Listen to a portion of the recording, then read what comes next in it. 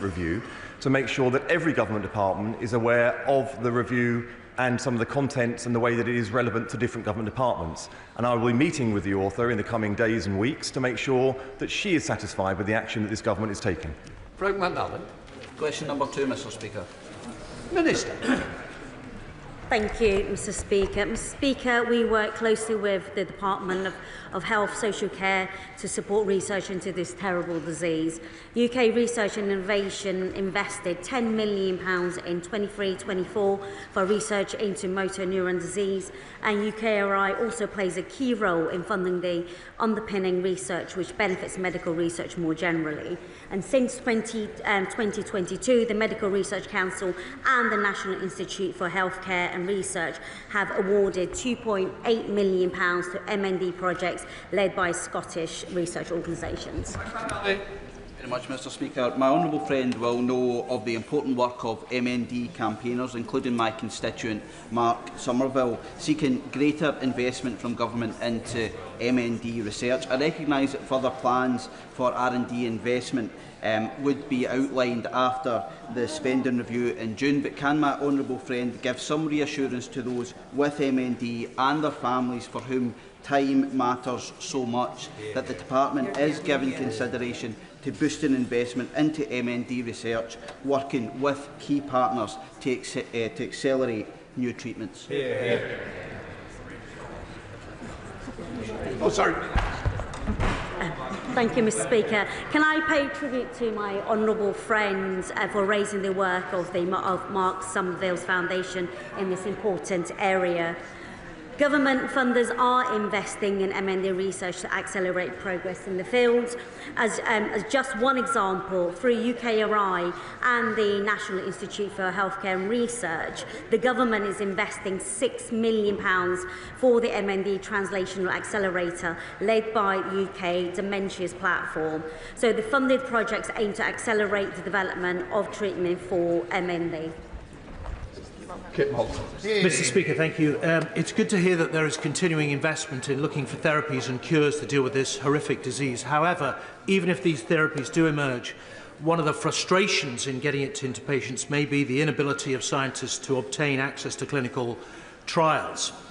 In the Life Sciences Vision published in 2021, a number of groups emerged to look at the access to clinical trials in the UK and growing the number that take place. However, acceleration has not been good. I'm chair of the All-Party Group for Life Sciences, Mr. Speaker, and one of the things I hear most in the industry is there needs to be more focused effort on clinical trials. So would the Minister consider establishing a clinical trials task force in her department to drive this important work forward? Do you get as long to answer? Thank you, Mr. Speaker. The government is doing and has done a lot in the area and is continuing to support both through UKRI research and through the Health and Social Care Department. There's been a lot of funding that's gone into clinical research. I'm happy to discuss this with him further and let him know what more work is being done or could be done on clinical trials. Mr. McAllister. Number 3, please, Mr. Speaker. Thank you, Mr. Speaker. Being a leader in the new space race is vital to protect the UK's security and deliver on our mission for growth. This government has invested in a range of launch capabilities, including spaceports in Cornwall and in Scotland, and including launch vehicles too. Most recently, we made a £20 million investment to enable the UK rocket manufacturer Orbex to complete construction of their launch vehicle. Douglas McAllister. Thank you, Mr. Speaker. Can the Minister outline how the Department is working to ensure that the UK space sector is a launchpad for innovation and investment and create skilled jobs, both commercial and in the defence sector, across Scotland and the UK? He is absolutely right. We have space skills across the UK, but we have very particular expertise in Scotland. I enjoyed visiting Glasgow recently to see how all parts of the Glasgow economy supports the space sector, particularly in the small satellite manufacturing sector. Several launch operations, including Orbex, are targeting orbital launches from Saxavord spacecraft in Shetland this year. This is a testament to the innovation taking place right across the UK and in Scotland. Mr. Carmichael. Mr. Speaker, if that first space launch happens, and I believe it will happen at Saxiford in Unst. The Secretary of State will be very welcome to join us when it does. But in order for the UK space sector as a whole to recognise the full opportunities that we have here, we need to get serious about the delivery of the government's space strategy. The NEO last year identified a number of challenges that strategy faces. When will we hear the government's response to it? I agree with the honourable gentleman. When we came into office, we did not inherit a clear strategy for delivering on our priorities for space. That strategy is now being developed, and you can see from the investments that we are making as a department and a government into space, and the way that we are making sure that our relationship with the European Space Agency, ESA, is delivering for the British sector, because we have more grants being delivered now in the UK in the latest fund than any other country. It shows that we are delivering. Certainly when I share his enthusiasm and certainty that a launch will happen this year, and I very much look forward to being there alongside him to witness it. Claire Hughes. Question, Mr. Ford, please speak, Mr. Speaker. Minister. Mr. Speaker, I'm sure every member of the House would agree that Ofcom's reporting of mobile coverage is rather over-optimistic and doesn't reflect people's lived experience. I'm absolutely determined to change that, and Ofcom are helping me to do that. Claire Hughes. Constituent Leslie suffers from multiple health conditions, including epilepsy, and she lives with a constant risk of seizures. Her family rely on broadband to use the landline, but recently the broadband went down for several days, meaning she was completely unable to make calls because of the ongoing problems with mobile coverage in Llandudno. Would the Minister agree to meet with me to discuss how we safeguard vulnerable customers like Leslie and also address the issues in Llandudno?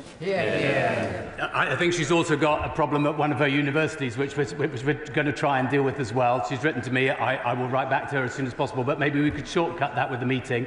I'm also conscious that for medical conditions, the resilience of your connectivity is just as important as the day-to-day coverage. Richard.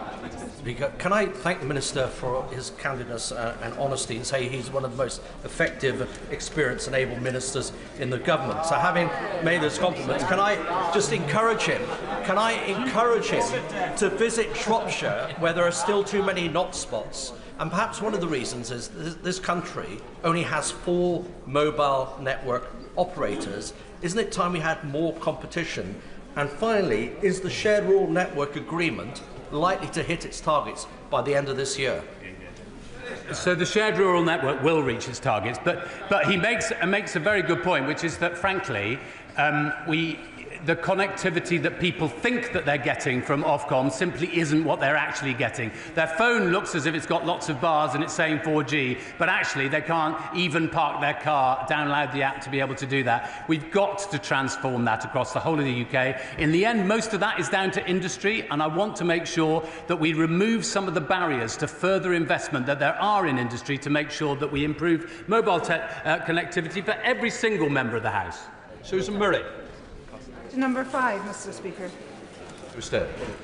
Thank you, Mr. Speaker. I welcome the national conversation taking place on how we protect children online. The Online Safety Act requires all regulated end users for users and search services to comply with illegal content and child safety rules. Illegal content duties came into effect last week.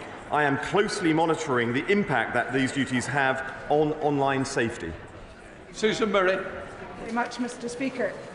Many schools in my constituency of Mid and Bartonshire use mobile phones as an educational tool.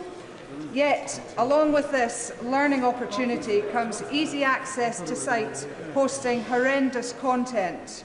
I would like to know how the government plans to tackle small foreign-based websites exposing people to graphic content, and what steps his department is taking to ensure that smaller platforms are adequately regulated to protect children from online harms. I'm grateful for her question and also the manner in which she expressed it, which expresses the complexity of use of smartphones and the benefits as well as the potential harmful aspects of it too. I can assure her that as of last week, the demand to take down illegal content has now come into force. I accept also that there is still illegal content online. I am watching closely at the way that Ofcom responds to the challenges that they have, and I think in the coming days and weeks you will see the action that will show how assertive that they intend to be, and I expect them to be in doing so. They also have a task force which is looking at the small but risky sites of which she mentions. I will be looking very closely and supporting Ofcom in their requirement to act in those circumstances. Polly Billington. Thank you, Mr. Speaker. The domestic abuse charity Oasis in my constituency has alerted me to the appalling situation that young women are being coerced to set up their own OnlyFans account to generate income. Can the Secretary of State outline what steps he is taking to ensure this sector can root out coercion and exploitation? She is a champion for these issues, and Oasis, the charity, a great charity, is lucky to have her voicing their work and the needs to make these radical changes to keep people safe online here in the House of Commons. I can assure her that the situation she has described breaches several aspects of law in this country, including the need to take down illegal content. I'll be watching closely, as she will, and working with her to make sure that these new powers and the powers that are coming online are effective, and how we adapt to these challenges into the future. Victoria College Liberal Democrat spokesperson. Thank you, Mr. Speaker. On my Safer Screens tour discussing online safety for children, students themselves are calling for action, whether they're talking about brain rot, the subtle but dangerous impact on their mental health, their self-esteem, their world outlook and their time. So does the Secretary of State agree with the Liberal Democrats that given this public health crisis and the massive profits that social media giants like Musk are making, that we should be looking to seek revenues from a digital service tax rather than cutting benefits to disabled families, disabled people and struggling families? I can assure her, and as you would have heard from my previous answers, that we are determined to keep young people safe online. The online activity and the services that are offered to people in this country and around the world are adapting and evolving fast because of the speed of innovation. We need a regulatory and a legislative landscape that can keep up with that innovation, and we need a government that will make sure it is on the side of young people, vulnerable people of any age going forward, and I can assure her in this government and this Secretary of State they have it. Michelle Welsh. Question number 6, Mr. Speaker. If we're to be a successful digital nation, we have to take the whole of the nation with us. That's why we were proud recently to publish our first Digital Inclusion Action Plan, the first for 10 years in this country, because precisely that, we want to take everybody with us. Welsh. Thank you. Too often, communities, including ex-mining communities such as Ollerton, Edwinstowe, rural communities such as Farnsfield, and even in Hucknall West, people struggle to get a phone signal and access to the internet. Constituents feel that they are left behind and miss out on the new and upcoming technologies that we know improve access to online jobs, education and business opportunities.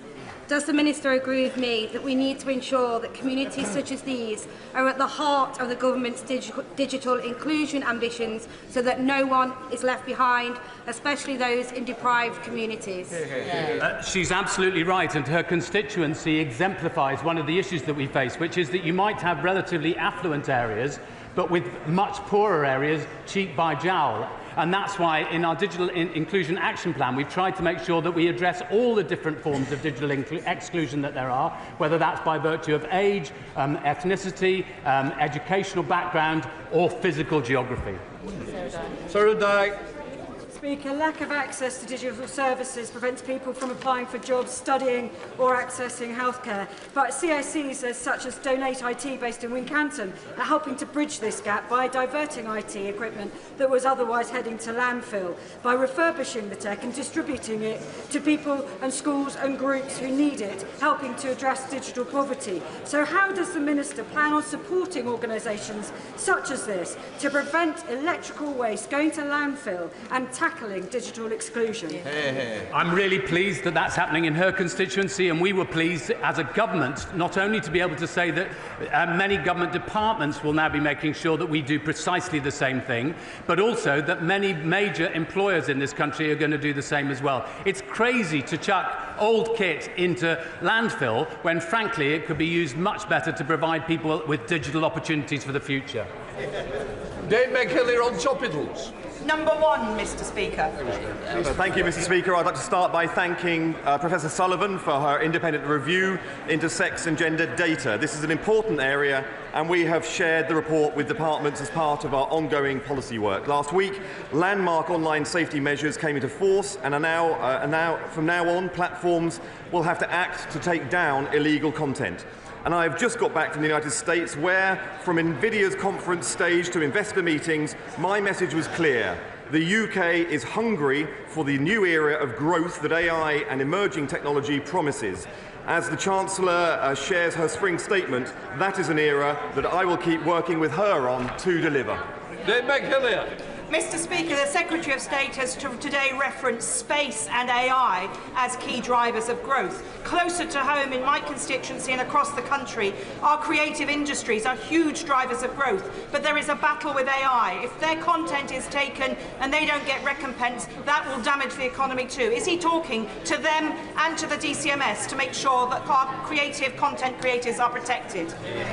I can assure her that I am speaking to both sectors. I am determined that both sectors will get fit for the future as we face the opportunities but also the challenges. We are lucky as a country to have the second largest creative arts sector in the world and the third largest AI market in the world. This is a benefit, this is an opportunity for our country, and any challenges it poses will be navigated by this government so that both sectors are fit to exploit the opportunities that both have and for the commercial gain into the future. Secretary of State Alan Mack. Thank you, Mr Speaker. Luke Shipley has grown his tech startup from 2 employees to over 100 in just 5 years. This year, Luke wanted to double his workforce in Britain, but Labour's jobs tax is forcing him to look abroad. Whilst our competitors benefit, our communities at home are missing out. So why has the Secretary of State failed to protect them from Labour's jobs tax? I can assure the business that he is referring to that they will have an economic environment that is not only having the foundations of our economy fixed, but it is facing the future. And the very fact that so many people from globally and organisations around the world are now building out in the UK shows that we have the best regulatory, the best legislative and the best economic environment to invest in Britain and thrive as a tech sector into the future. Thank goodness it's this government doing it and not the decline offered by his government of the past. Mr Speaker, Luke says Labour's jobs tax is a huge blow to Britain's tech sector, and he is absolutely right. Jobs are being destroyed, investment is down, and our wealth creators are leaving the country. Why is the Secretary of State not clearing up the Chancellor's mess? I'm not sure if the honourable gentleman has been reading the news. We've had over £30 billion worth of tech investment in this country from around the world. He should be celebrating this, not talking us down. It was really inspiring to meet with Saffron Electrical and Power and tour their site in Pitstone in my constituency earlier this month. They're celebrating a world first. They've obtained certification from the EU's Aviation Safety Agency for the first electric motor to power new air mobility. Will the Secretary of State join me in congratulating Saffron, and, given the crucial need to decarbonise aviation, will he assure me of our commitment to innovation in this sector? I was so happy to learn about the work that Saffron is doing. They are leading the world when it comes to electric motors for the aviation sector. The first, in fact, to receive certification from the EU Aviation Safety Agency for powering the generation of air mobility into the future. So yes, this is a government that is supporting that kind of innovation and making sure that it is leading the world for innovation, job creation, wealth creation for our country, and solving the big challenges the world faces into the future. Thank you very much, Mr Speaker. I recently spoke at a United Nations event hosted by the French, which looked at how pornography and extreme content is contributing to misogynistic and toxic behaviour towards women. So can you please tell us what this government is proposing to do to implement the recent recommendations of the report commissioned by the previous government? I'm grateful for her question. She raises a very important point. I've met with Baroness Burton, the author of the report, and I'm seeking ways to make sure that the issues that she raised in it are acted upon.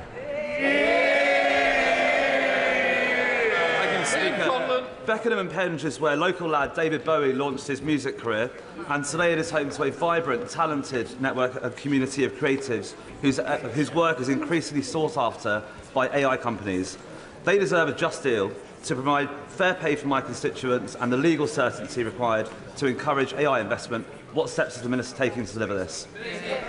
We are a creative content superpower in this country, and we will do absolutely nothing to undermine it. We want to make sure that people are properly remunerated for their work and make sure that AI companies have access to the high-quality data that they need to be able to deploy effectively in this country. Jeremy Hunt. Thank you, Mr. Speaker. The Minister can see that the whole House has filled up out of concern at the atrocious mobile phone signal in Godalming and Cranley High Streets and in Bramley, Shamley Green and Peaslake. So now spring is in the air. Will he visit Cranley to see for himself just what a problem this is? Well, I was in Pizza Express in Godalming only a couple of weeks ago, and the mobile signal was absolutely shocking. I couldn't find my way to Busbridge Town Hall, Village Hall. I'm not sure whether the MP's rubbish or the Telecoms Minister. On which case, we'll move on to Prime Minister's questions. John Slinger. Question number 1, please, Mr. Speaker. Prime Minister. Thank you, Mr. Speaker. Today's spring statement will showcase a government going further and faster on the economy, green-lighting the Lower Thames crossing, investing £2 million for 18,000 affordable homes for working families, 60,000 young people being trained, the next generation of construction workers, and fixing millions of potholes. We're undoing a decade of stagnation, delivering jobs and opportunities for working people and securing Britain's future. Mr. Speaker, tomorrow I'll meet President Macron in Paris to discuss further our efforts to secure a lasting peace in Ukraine. And may I welcome the delegation from Bring Back Kids initiative to the gallery. The abduction of Ukrainian children is grotesque, and the UK will play our full part to bring them home. It's a stark reminder that any peace settlement must see Russia held accountable for their deplorable actions. Mr. Speaker, this morning I have meetings with ministerial colleagues and others. In addition to my duties in this House, I shall have further such meetings later today. John Slinger. Thank you, Mr. Speaker. Under this Labour government, NHS waiting lists are down 5 months in a row. Yeah. And the Hospital of St Cross in my constituency of Rugby is playing its part. But many of my constituents remain concerned about the long waits in A&E that they're experiencing, that we inherited from the Conservatives, especially those who have to travel to the General Hospital in Coventry. So will the Prime Minister set out how our plan for change to bring the NHS back into the heart of government will help us to support the front line, deliver better emergency care closer to the community that our constituents have long called for? Mr. Speaker, our plan for change already cut NHS waiting lists by almost 200,000. That's 5 months in a row during the winter months. The local trust waiting lists in his area are down 93%, and he's doing a great job for his community. We've already delivered 2 million extra appointments that we promised because of the record investment in the budget. The party opposite can't have it both ways. If they welcome NHS investment, they can't criticise raising the money to pay for it. Leader of the Opposition, Kemi Beardall. Mr. Speaker, in 30 minutes, we will hear the Chancellor's emergency budget. Even the Home Secretary's husband calls it an emergency budget, as she scrambles to fix the mess she made last October. But first, let's turn to another government minister who is making a mess of her brief, the Education Secretary. Why did Labour MPs vote against banning phones in schools last week? Prime Minister. Because it's completely unnecessary. I've got teenage children. Almost every school bans phones in school. They do it already. We need to concentrate on what's really important here, which is getting to the content that children shouldn't be accessing. That's where I would genuinely like to work across the House, because I think there's a huge amount of work to do. But the battle is not with schools that are already banning phones in school. The battle, and this is an important emerging battle, is to work together to ensure that we can ensure that the content that children are accessing, wherever they are, is suitable for their age. Mr. Speaker, we can look at the content, but if the ban is unnecessary, then why is it that they've started a review? Just last week, his Education Secretary called a ban a big gimmick, yet teachers and head teachers say the evidence already shows that schools that ban phones get better results. And he's wrong. Not all schools do this. Only 1 in 10 schools are smartphone-free. So will he U-turn on this? We need to ensure that all schools do this, but the vast majority do. It is really important that we focus on the battle we have to have with mobile phones, which is the content that children are able to access. And we need to ensure that that is controlled wherever they are. So it's a question of having the right battle on the right issue, not wasting time on something where almost all schools are already banning mobile phones. Mr. Speaker, I'm surprised that the Prime Minister would say this. His own government evidence says that phones disrupt nearly half of GCSE classes every single day. Discipline is the #1 issue in many schools. Under the Conservatives, schools became twice as likely to be good or outstanding after going through our behaviour programme. So why did the Education Secretary abolish that programme? Prime Minister. Mr. Speaker, she talks about the record of the last government. Under their watch, 1/3 of children started school without appropriate level development, and that is not being able to use a knife and fork. 1/4 left primary school without the required standard of reading, writing and maths, and 1 in 5 was regularly absent. That's why we're pushing up standards, more information from Ofsted, transparency for parents, more interventions where schools need it. Mr. Speaker, he's not answering the question about discipline in schools because he doesn't care about discipline in schools. Everything he does is ideological, and his decisions are costing schools so much. The national insurance hike means every state school in the country has to pay more for teachers. The Education Secretary promised to compensate schools in full for the jobs tax. Why hasn't it happened? Prime Minister. Mr. Speaker, it was Labour that introduced academies. We pushed up standards. And this is not ideological. I'm a parent of 2 teenage children, both of whom go to a state school. So I'm vested in this, and it matters hugely to me. Nothing ideological about it. That is why we're driving up standards, as we always have done. Mr. Speaker, he didn't answer the question about compensating schools for the jobs tax. That is costing schools a lot of money. The CEO of the United Learning Group says the grant that they gave is 20% short. Some schools will face shortfalls of up to 35%. Can he guarantee that no teacher will lose their job as a result of his jobs tax? Mr. Speaker, with this government at the budget that put a record amount into our schools, just as we put a record amount into our NHS and into our public services, we were utterly failed under the last government.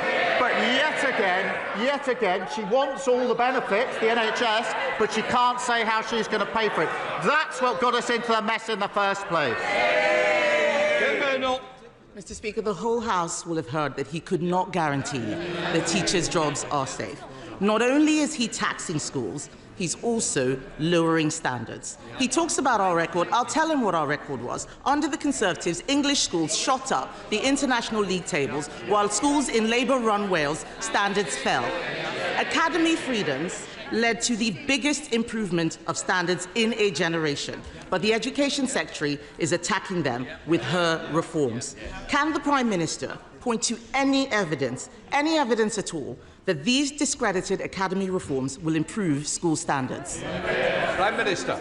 Yes, take the example of schools going into academies. The vast majority of schools are already academies. Therefore, we need to think again about what we do about failing schools that are already academies. We need to go on to the next chapter. And they never take the big decisions, and that's why we ended up their record. Open borders, which she was the cheerleader for, a crashed economy, mortgages through the roof, the NHS on its knees, hollowed out armed forces, and what have we got already under this government? 2 million extra NHS appointments, 750 breakfast clubs, including one in her constituency, record numbers of people being returned who shouldn't be here, and fully funded increase in defence spending. That's the difference a Labour government makes.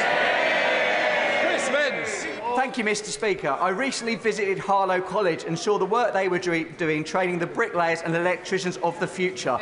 Would the Prime Minister agree with me that the work that FE colleges like Harlow College do is vital for the house building that we need for future generations? And what will his government do to support Harlow's next generation? Prime Minister. He's a great champion for his constituents. We are investing £600 million to train up to 60,000 more skilled house builders so we can support the next generation and deliver 1.5 million new homes. We're creating technical excellence colleges and investing in Stansted Airport, creating 5,000 jobs nearby, which will create more opportunities for young people in Harlow.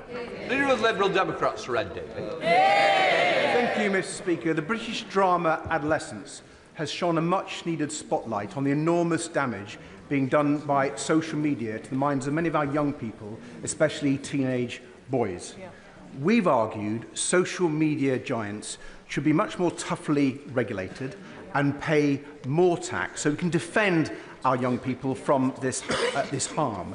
But we've had disturbing reports that the government is considering scrapping the digital services tax and watering down Britain's online safety legislation to appease President Trump and his co-president, Elon Musk. So will the Prime Minister today categorically rule out both of these things and make it clear that he will guarantee that British laws on tax and social media will be written in this House and not the White House? Well, yes, of course, as he well knows. On the point he makes about online safety, it is important. There are new measures coming in the next few months which are very important under the Act, and we need to see whether we can go further on this issue, because there are concerns as to whether they go far enough. But will the laws be made in this place? Of course they will. Red David. Well, I'm grateful for the Prime Minister's reply on the social media laws, but he didn't answer the point on the digital services tax, and we will come back to that.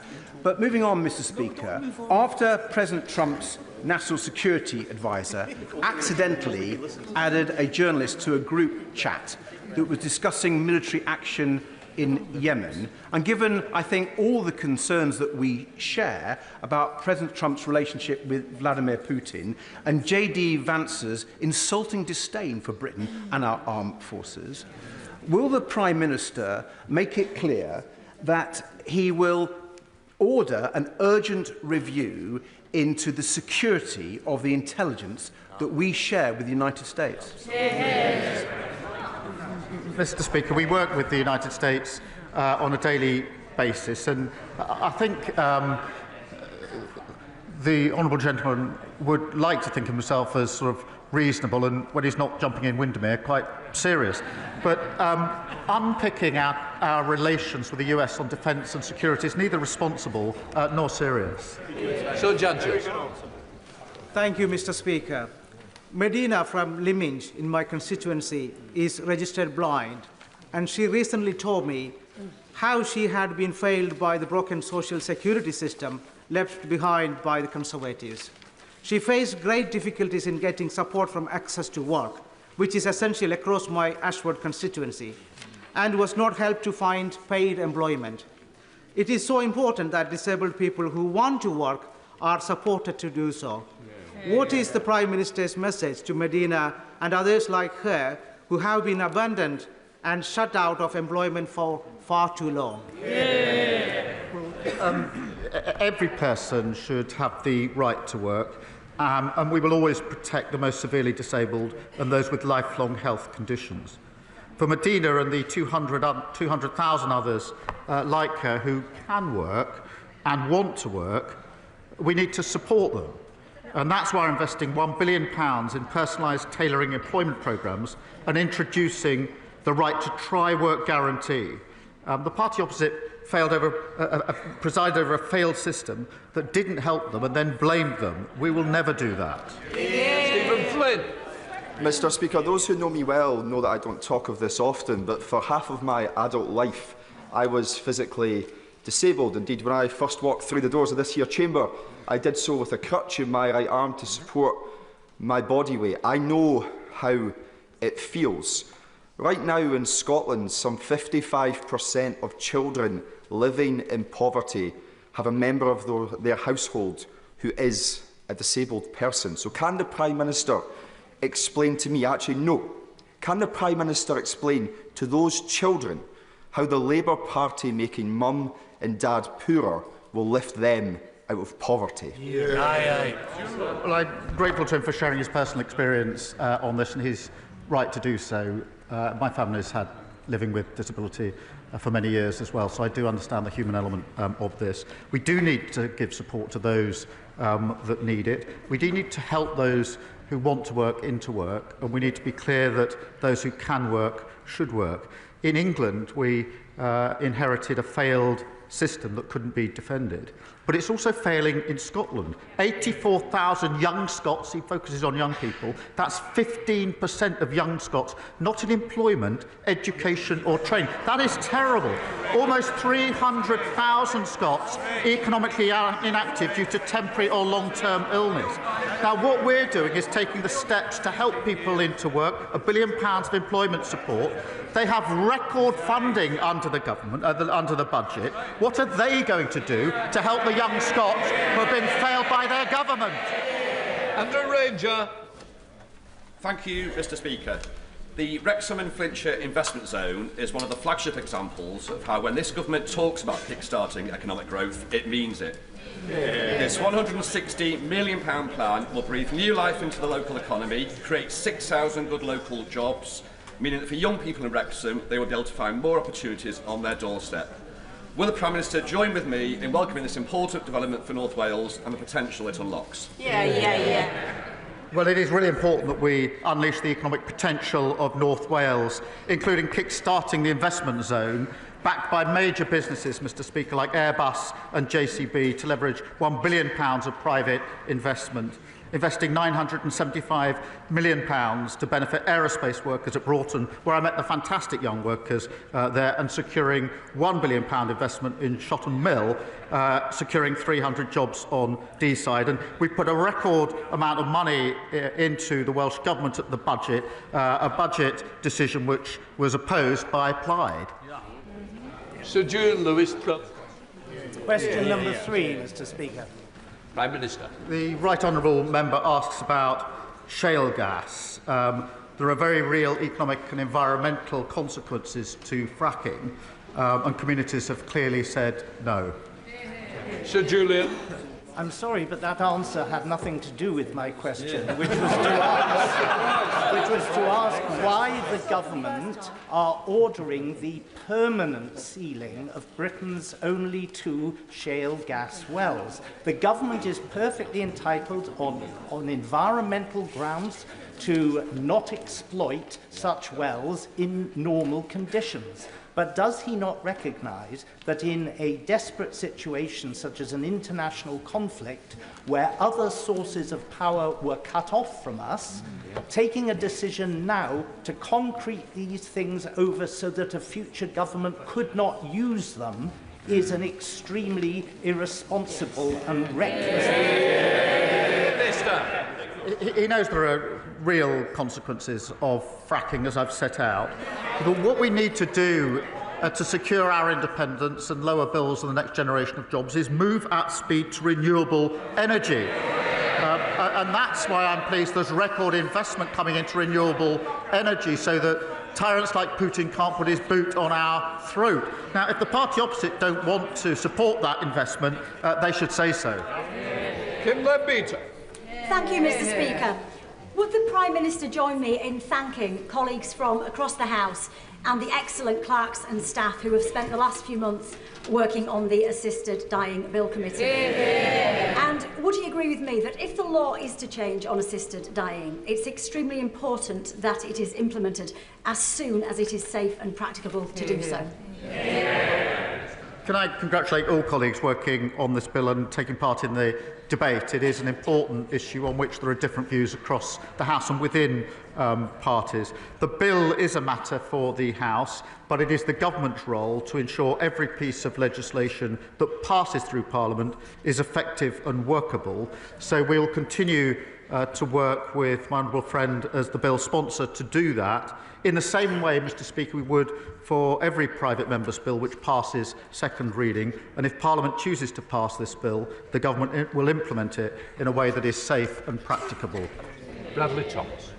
Thank you, Mr Speaker. Acorns Children's Hospice provides compassionate care to very young cancer patients and their families across Bromsgrove and the villages, yet it faces a staggering £416,000 increase in national insurance contributions as a result of choices made by this government. With no exemption for hospices and no uplift in non-capital funding, this means that the charity will have to draw from charitable donations made by the public, and this will affect frontline services. This is not right. Will the Prime Minister take this opportunity to right this wrong and exempt hospices from this tax? We are investing £100 million for adult and children's hospices to improve facilities, equipment and accommodation, as well as £26 million in funding through the Children's Hospice Grant. But their cries and moaning would have a lot more value if they started their questions with an apology for crashing the economy in the first place. Jacob Collier. Thank you, Mr Speaker. Roads in Burton, Uttoxeter and across Staffordshire are littered with potholes. Local people are forking out thousands because of the Conservatives' neglect and incompetence. And that's despite this Labour government giving Tory Staffordshire County Council £39 million to get the job done. Does the Prime Minister agree with me that the people of Staffordshire deserve better than roads with more dimples than a Staffordshire oat cake? Prime Minister. Look, he's right. Potholes are a real nuisance. And if you're using your car for work or your van and you hit a pothole, you're looking at a bill of several hundred pounds, which is unbudgeted for so many working families. That's why we're handing the West Midlands Combined Authority an additional £8.6 million to help repair their roads, part of a record £1.6 billion invested across the country. On top of that, Mr Speaker, every council must now publish how many potholes they've filled so we can show that we're making progress and that we're delivering something that didn't happen under last government. John Cooper. Mr Speaker, thank you. When he was Director of Public Prosecutions, the right honourable gentleman would not, I think, have sat comfortably in the cabinet of Prime Minister Cameron. But incredibly, in Scotland, we have a situation where the head of prosecutions there, the Lord Advocate, does sit in cabinet. This has been thrown into sharp focus lately with a police probe into the finances of the SNP. It's further been thrown into sharp focus because ultimately, although not personally involved, the Lord Advocate does ultimately sit at the head of the investigation into the former First Minister, Nicola Sturgeon. She faced potential criminal charges. This situation has been created by the SNP. They will not fix it. Does it sit with this House to amend this situation?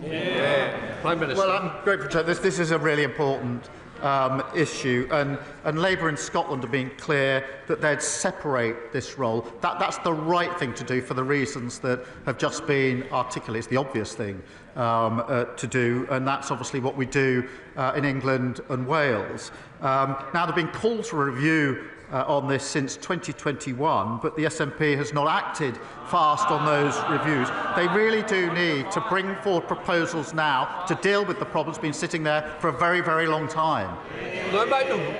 Thank you, Mr Speaker. Can I join the Prime Minister in welcoming the delegation from Bring Back Kids, who are trying to return the tens of thousands of children abducted by Vladimir Putin, an act of pure evil. The Prime Minister will be aware that they've been working with the Yale University Humanitarian Lab, who were tracking thousands of those children inside Russia until recently. I say until recently because they've had their long-term funding removed. Will we consider using our existing contributions to the Partnership Fund for a Resilient Ukraine to restore that important work that they're doing, and in doing so restore the hope that those children can be returned to their anguished families? Well, I'm grateful to him for emphasising this again. Russia's abduction of Ukrainian children is sickening, and I think across the House we would all agree on that. A peace settlement in Ukraine must see Russia held to account and the children reunited with their families. And specific reference to his question, the UK is playing our full part in international efforts, including funding the Bring Kids Back initiative through the Partnership Fund for a Resilient Ukraine. And I want to reassure the whole House will do everything we can to see these children returned and reintegrated as safely and as quickly as is possible. Thank you very much, Mr. Speaker. The 7-year-old adoptive daughter of my constituent Sarah suffered immense trauma in her early years. Thanks to support from the Adoption and Special Guardianship Support Fund, she's been able to access much-needed therapy that's helped her progress. But she and thousands of others don't know if they'll be able to get more help, because in just 5 days, that fund ends and ministers have repeatedly refused to confirm whether it will continue. So can the Prime Minister give a cast-iron guarantee to vulnerable children, adoptive parents and kinship carers that he won't cut this fund, and so that, in Sarah's words, she can give her daughter the absolute best second chance in life she deserves? Well, we will set out details just as soon as we can on the basis of the principles that I set out earlier. The scheme overall, in terms of welfare, is not defendable on terms, but it must be a scheme that supports those that need it, and the details will be set out. Thank you very much, Mr. Speaker. While our nation was being engulfed last year by racist riots in Slough, Christians, Hindus, Jews, Sikhs, people of faith and no faith openly declared that if anybody tried to attack a mosque in our town, we'd stand in solidarity with our local Muslim community to protect it. However, since then, many have become more fearful with a rise in Islamophobic attacks, including this month at a mosque in Aberdeen. So can my right honourable friend, the Prime Minister, confirm to the country what steps is the government taking to tackle such hate crime and promote community cohesion so that those seeking to divide our British society are not allowed to succeed?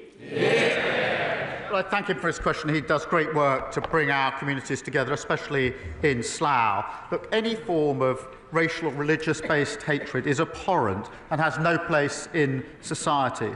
We have set aside over £50 million to protect faith communities and freedom of worship. That's the right thing to do. It's a shame that we have to do it. And our £15 million Community Recovery Fund has been supporting communities affected by the disorder last summer. Again, the right thing to do, but it's a shame that we have to do it. Sir Roger Gale. Mr. Speaker, the problems faced by Heathrow earlier in the week have highlighted again the fact that since the closure of Manston Airport in Kent, South East lacks a major diversion facility. Now, one diversion facility would not, of course, have compensated for the closure of Heathrow, a major hub airport. But would the Prime Minister agree that with the reopening of Manston planned for October 2028, there will be a significant contribution to resilience of aviation in the South East? Well, look, he's right to raise the concern about the situation in Heathrow. I think everybody is very concerned by what happened last week. There are clearly questions that need to be answered on a number of fronts in relation to what happened, and an investigation is ongoing. But I'm not going to announce particular parts of our policy and strategy here at this stage. Irene Campbell. Thank you, Mr. Speaker. In my constituency of North Ayrshire and Arran, the SNP ferry fiasco is having a devastating social and economic impact on our Drawson and the Isle of Arran. As well as building a Calmac ferry that doesn't fit into the existing harbour, the Fraser of Allender Institute estimates that the disrupted ferries cost the Isle of Arran £170,000 of lost revenue per day. Does the Prime Minister agree with me that the SNP government needs to find a rapid solution to swiftly address this serious situation? I thank her for fighting SNP incompetence on behalf of her constituents. Yet again, the SNP are failing island communities. Hospital appointments are being missed and livelihoods destroyed. And Scotland has a proud history of shipbuilding and engineering. The SNP should be supporting Scottish workers and focusing on delivering for our communities. Vicky Slade. Thank you, Mr. Speaker. Camphor Magna in my constituency is proposed as a site for a new energy from waste incinerator, which will burn 260,000 tonnes of waste a year, more than the whole of Dorset's use. And I'm concerned that as we reduce our levels of waste with the brilliant new plans to recycle more, we're going to end up having to feed the monster. The area already has 95% of the capacity. So does the Prime Minister agree with me that we shouldn't allow new plants where we already have sufficient capacity or where carbon capture is not going to be included? Yeah. I hope she'll forgive me. The details of the particular incinerator she speaks of, I don't know the details. I'm not across that. But I will make sure that she gets an answer to her question in written form as soon as possible. Chris MacDonald. Thank you, Mr. Speaker. Can I commend my right honourable friend for his leadership on Ukraine, showing that the UK is once again at the forefront of protecting democratic freedoms. Does he agree with me that as our defence spending increases, we need to support our supply chain companies to increase their capability, creating good jobs and apprenticeships in places like Stockton North and across the country? And will he meet with me and our Teesside Defence and Innovation Cluster that I've established, which is helping to create that new defence capability for the UK? Prime Minister. Well, Mr. Speaker, this is a once-in-a-generation moment for security of our country and our continent. We've set out that fully funded increase in defence spending to 2.5% in 2027, the biggest sustained boost since the Cold War. But that must benefit British jobs and British businesses. And that's why I'll make sure that he gets the meeting that he wants with the relevant minister. Jerome Mayo. In October last year, the Chancellor delivered a massive tax, borrow and spend budget. Now her plans have collapsed around her ears with an emergency budget to cut that spending. So has the time now come, Mr. Speaker, for the Prime Minister to state in public that he has full confidence in the Chancellor? I have full confidence in the Chancellor. Thank you. Thank you very much, Mr. Speaker. Albion Rovers has been a football institution in Coatbridge since 1882.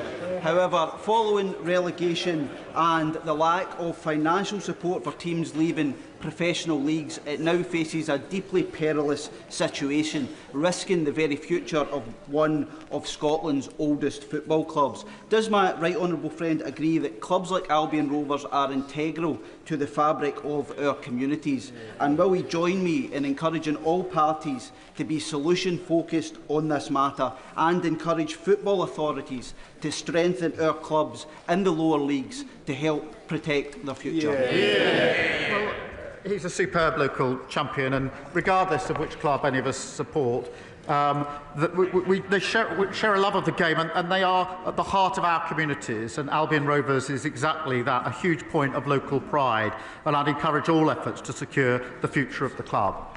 Final question, Dr Kieran Mullen.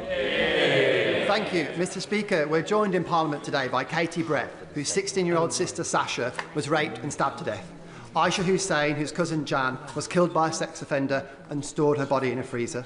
Paula Hudgell, whose adopted son Tony lost his lower legs as a result of child cruelty, and Becky and Glenn Newens, whose daughter Violet Grace was killed by a hit-and-run driver who spent barely more time in prison than she was alive.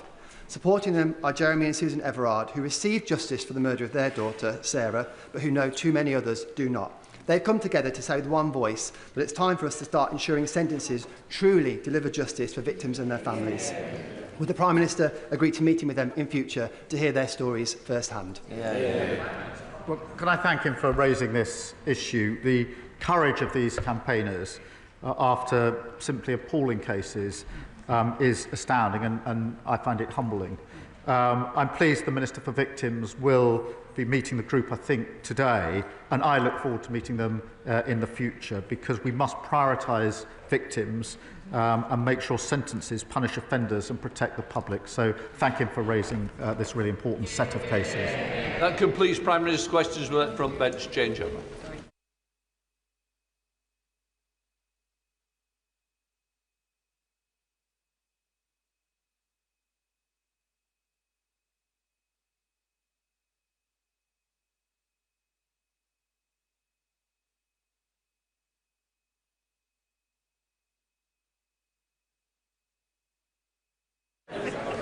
Right, we now come to the spring statement. Chancellor of the Exchequer, Rachel Reeves. Mr. Speaker, this Labour government was elected to bring change to our country, to provide security for working people and to deliver a decade of national renewal. That work began in July and I am proud of what we have delivered in just 9 months. Restoring stability to our public finances, giving the Bank of England the foundation to cut interest rates 3 times since the general election, rebuilding our public services with record investment in our NHS, bringing waiting lists down for 5 months in a row, and increasing the national living wage to give 3 million people a pay rise from next week. Now our task is to secure Britain's future in a world that is changing before our eyes. The threat facing our continent was transformed when Putin invaded Ukraine. It has since escalated further and will continue to evolve rapidly. At the same time, the global economy has become more uncertain, bringing insecurity at home as trading patterns become more unstable and borrowing costs rise for many major economies. Mr. Speaker, the job of a responsible government is not simply to watch this change.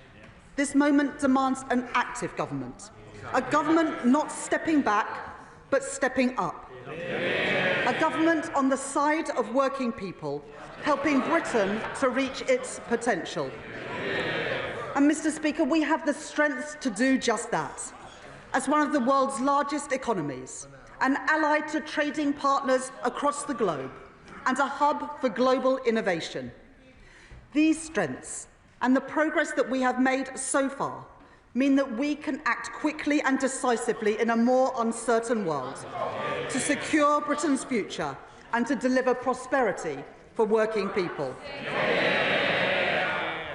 Mr. Speaker, as I set out at the budget last year, I am today returning to the House to provide an update on our public finances, supported by a new forecast from the Independent Office for Budget Responsibility.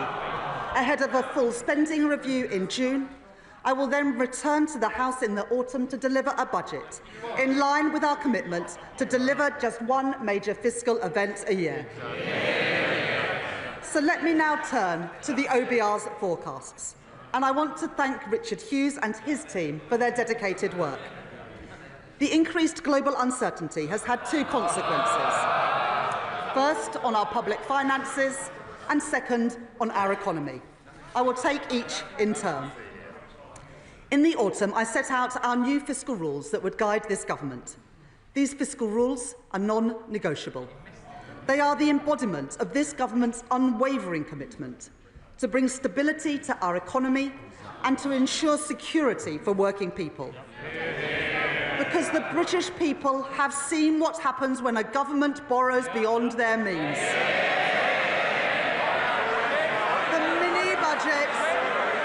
The mini-budget delivered by the party opposite resulted in higher bills, in higher rents and higher mortgages. And, Mr. Speaker, it was not the wealthy who suffered most when they crushed the economy. It was ordinary working people. And they continue to feel the effects, 2.5 years later, of the damage that the party opposite did. Now, let me be clear. There is nothing progressive, there is nothing Labour about working people paying the price for economic irresponsibility. The British people put their trust in this Labour government because they knew that I would never take risks with the public finances, that we would never do anything to put household finances in danger, and we must earn that trust every single day. The 2 rules that I set out at the budget were first, our stability rule, which ensures that public spending is under control, balancing the current budget by 2029-30, so that day-to-day spending is met by tax receipts. Second, our investment rule, to drive growth in the economy, ensuring that net financial debt falls by the end of the forecast period, while enabling us to invest alongside business. Turning first to the stability rule, the OBR's forecast shows that before the steps that I will take in this statement, the current budget would have been in deficit by £4.1 billion in 2029-30, having been in surplus by £9.9 billion in the autumn, as the UK, alongside our international peers like France and Germany, has seen the cost of borrowing rise during this period of heightened uncertainty in global markets. As a result of the steps that I am taking today, I can confirm that I have restored in full our headroom against the stability rule, moving from a deficit of £36.1 billion in 2025-26 and £13.4 billion in 2026-27 to a surplus of £6.0 billion in 27-28, £7.1 billion in 2028-29 and a surplus of £9.9 billion in 2029-30. That compares to the headroom left by the previous government of just £6.5 billion. That means we are continuing to meet the stability rule 2 years early, building resilience to shocks in this, a more uncertain world. The OBR forecast that the investment rule is also met 2 years early, with net financial debt of 82.9% of GDP in 25-26 and 83.5% in 26-27, before falling to 83.4% in 27-28, in 83.2% in 2028-29, and then to 82.7% in 2029-30, providing headroom of £15.1 billion in the final year of the forecast, broadly unchanged from the autumn. After the last government doubled the national debt,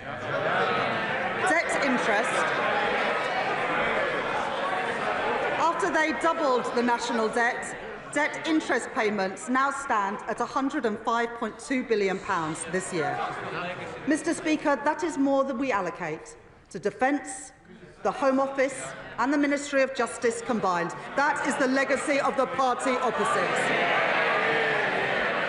So the responsible choice is to reduce our levels of debt and borrowing in the years ahead so that we can spend more on the priorities of working people, and that is exactly what this government will do.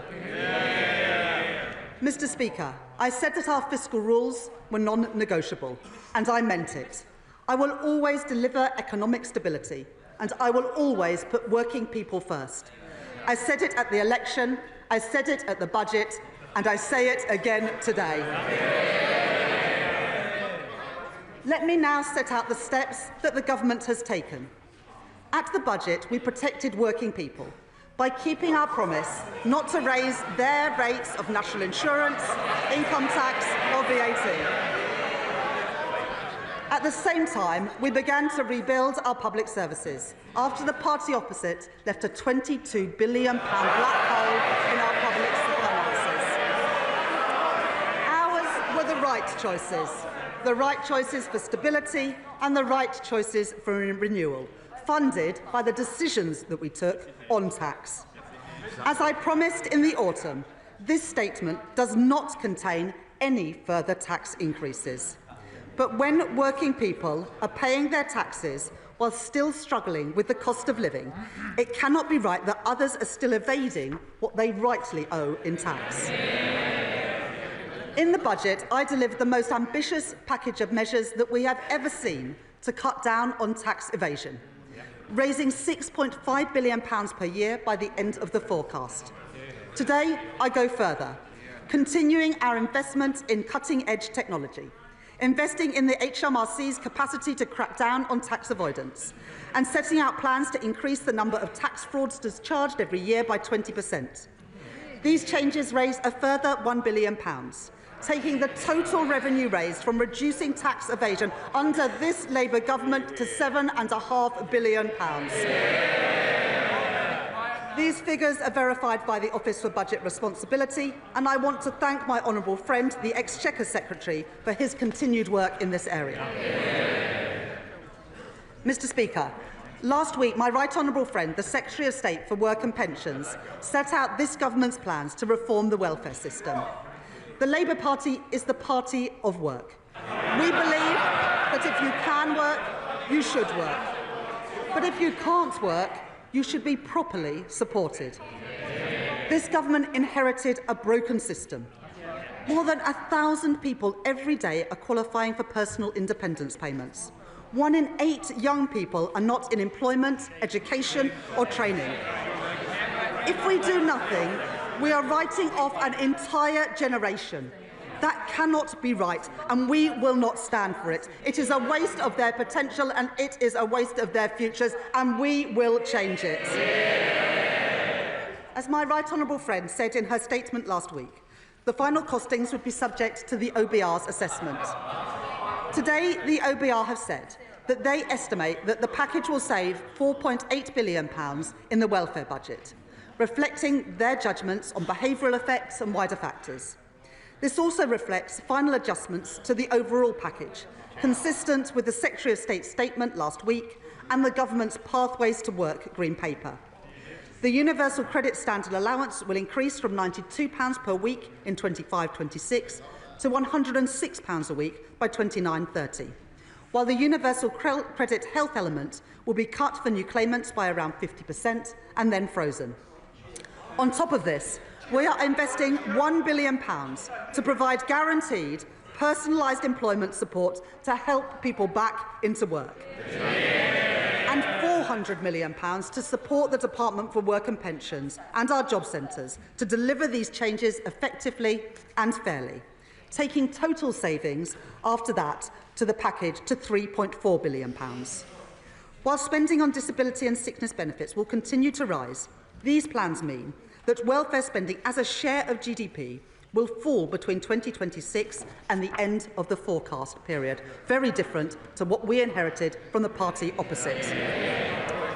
We are reforming our welfare system, making it more sustainable, protecting the most vulnerable, and most importantly, supporting more people back into secure work, lifting them out of poverty.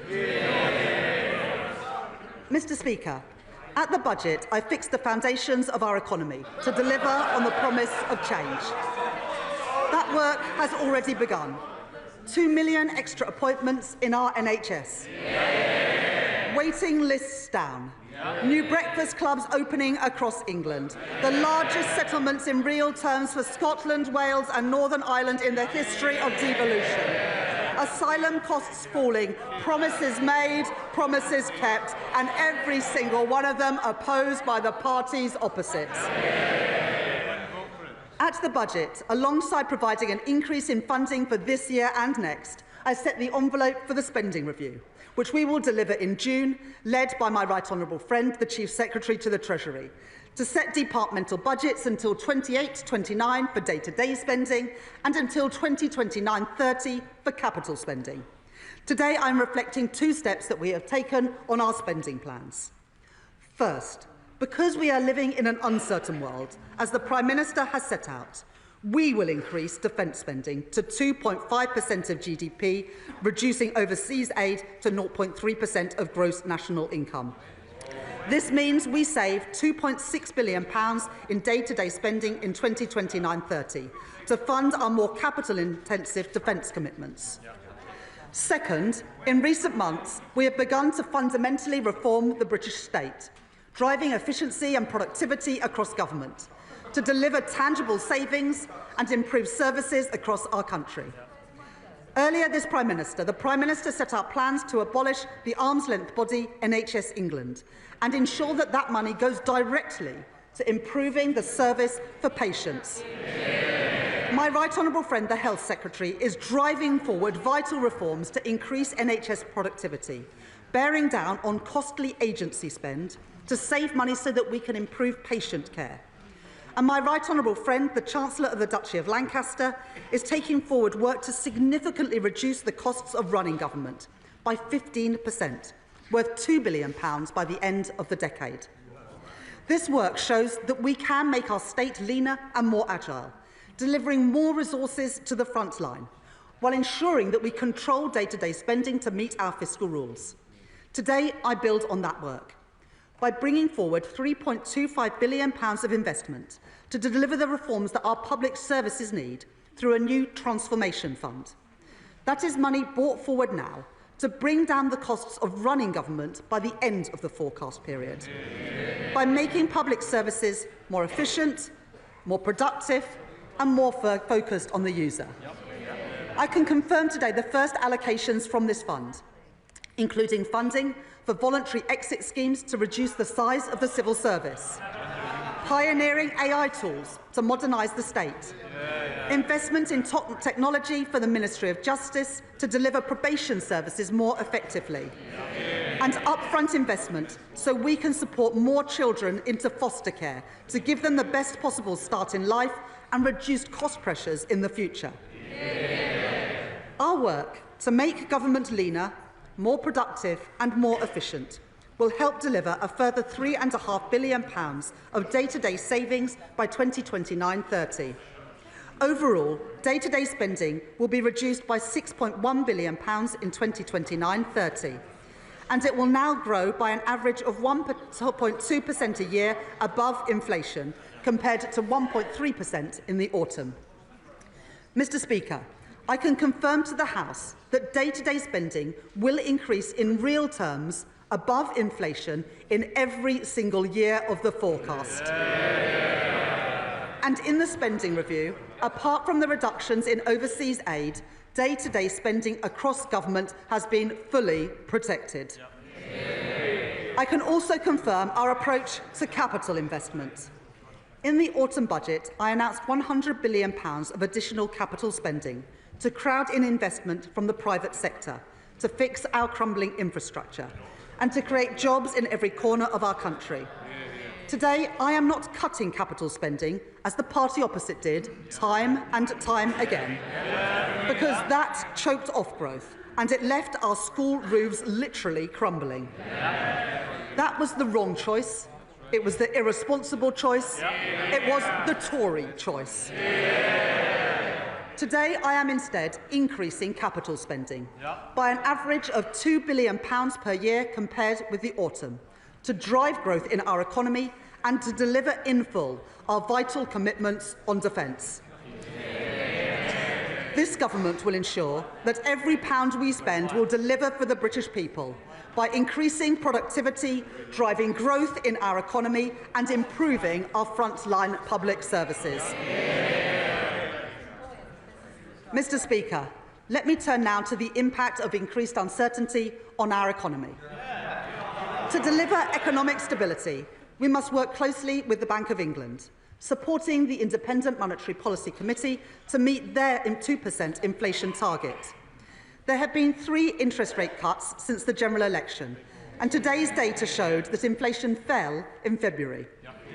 Having peaked at 11% under the previous government, the OBR forecast that CPI inflation will average 3.2% this year before falling rapidly to 2.1% in 2026 and meeting the 2% target from 2027 onwards, giving families and businesses the security that they need and providing our economy with the stable platform it needs to grow. Mr. Speaker, earlier this month, the OECD downgraded this year's growth forecast for every G7 economy, including the UK.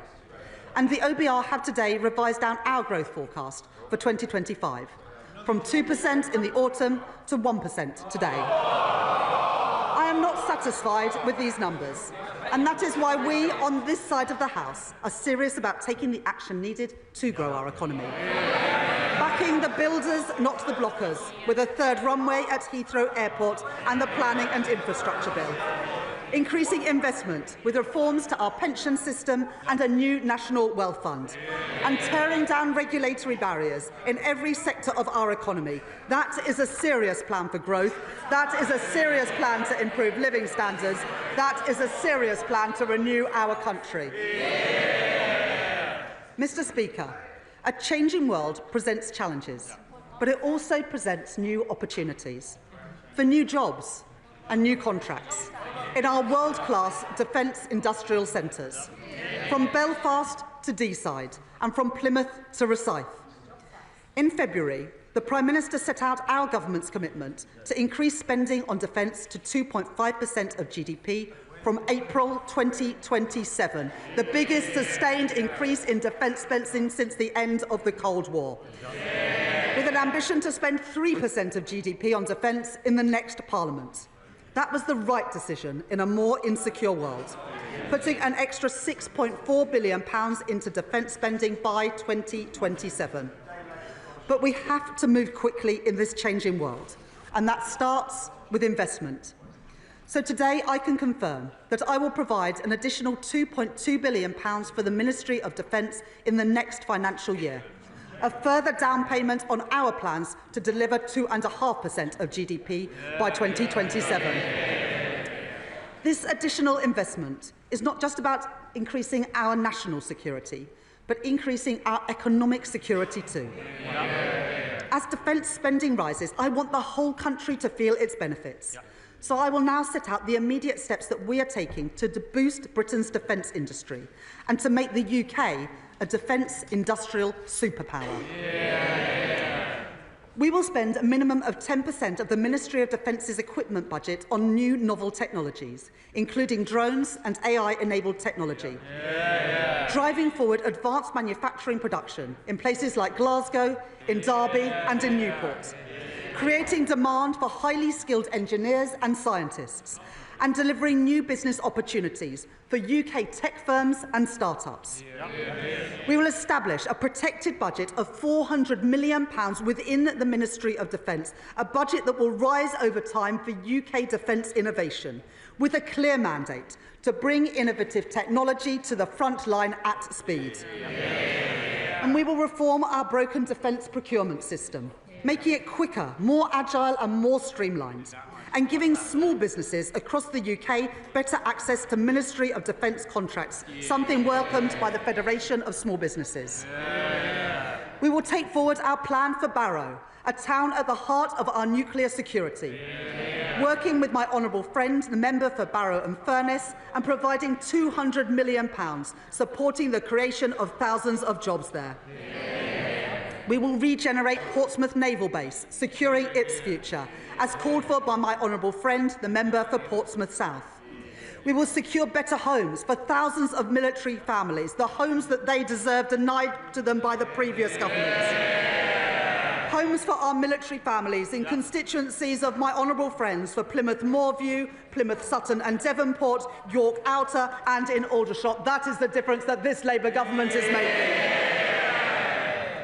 Finally, Mr Speaker, we will provide £2 billion of increased capacity for UK export finance to provide loans for overseas buyers of UK defence goods and services, because I want to do more with our defence budget so we can buy and make and sell things here in Britain. Giving further opportunities for our world-leading defence companies and those who work in them to grow and create jobs here in Britain as military spending rightly increases all across Europe. To oversee all of this vital work, my right honourable friend, the Defence Secretary, and I will establish a new Defence Growth Board to maximise the benefits from every pound of taxpayers' money that we spend. And we will put defence at the heart of our modern industrial strategy to drive innovation that can deliver huge benefits back into the British economy.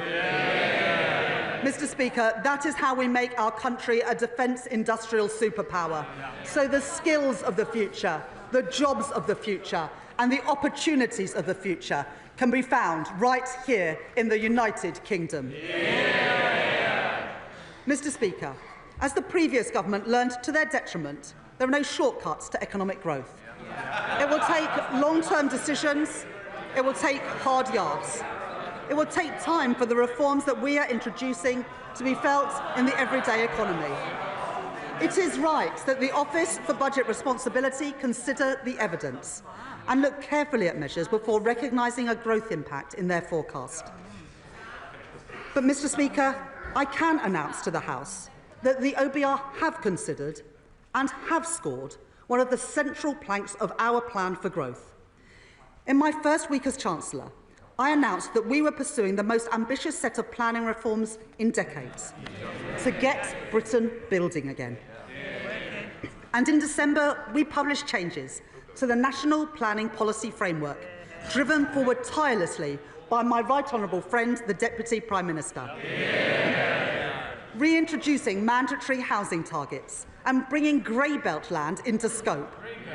The OBR have today concluded that these reforms will permanently increase the level of real GDP by 0.2% in 29-30, an additional £6.8 billion for our economy, and by 0.4% of GDP within 10 years, an additional £15.1 billion in our British economy. Mr. Speaker, that is the biggest positive growth impact that the OBR have ever reflected in their forecast for a policy with no fiscal cost. And taken together with our plans to increase capital spending that we set out in the budget last year, this government's policies will increase the level of real GDP by 0.6% in the next 10 years. Mr. Speaker, that is the difference that this Labour government is making. Policies to grow our economy. Promises by a Labour government, delivered by a Labour government, opposed by the parties opposite. Mr. Speaker, the planning system that we inherited was far too slow. The OBR have concluded that our reforms will lead to house building reaching a 40-year high. 305,000 homes a year by the end of the forecast period. And changes to the National Planning Policy Framework alone will help build over 1.3 million homes in the UK over the next 5 years, taking us within touching distance of delivering our manifesto promise to build 1.5 million homes in England in this Parliament. Homes promised by this Labour government, homes built by this Labour government, homes opposed by the parties opposite. The impact on our economy goes further still. I said at the election that we could not simply tax and spend our way to prosperity. We need economic growth. So I can today confirm that the effect of our growth policies, including our planning reforms, means an additional £3.4 billion to support our public finances and our public services by 2029-30. The proceeds of growth, promised by this Labour government, delivered by this Labour government, opposed by the parties opposite.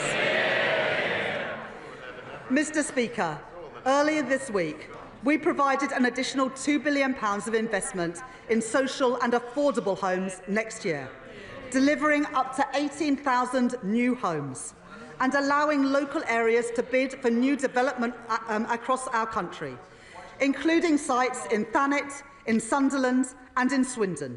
More security for families across our country, promised by this Labour government, delivered by this Labour government and opposed by the parties opposite.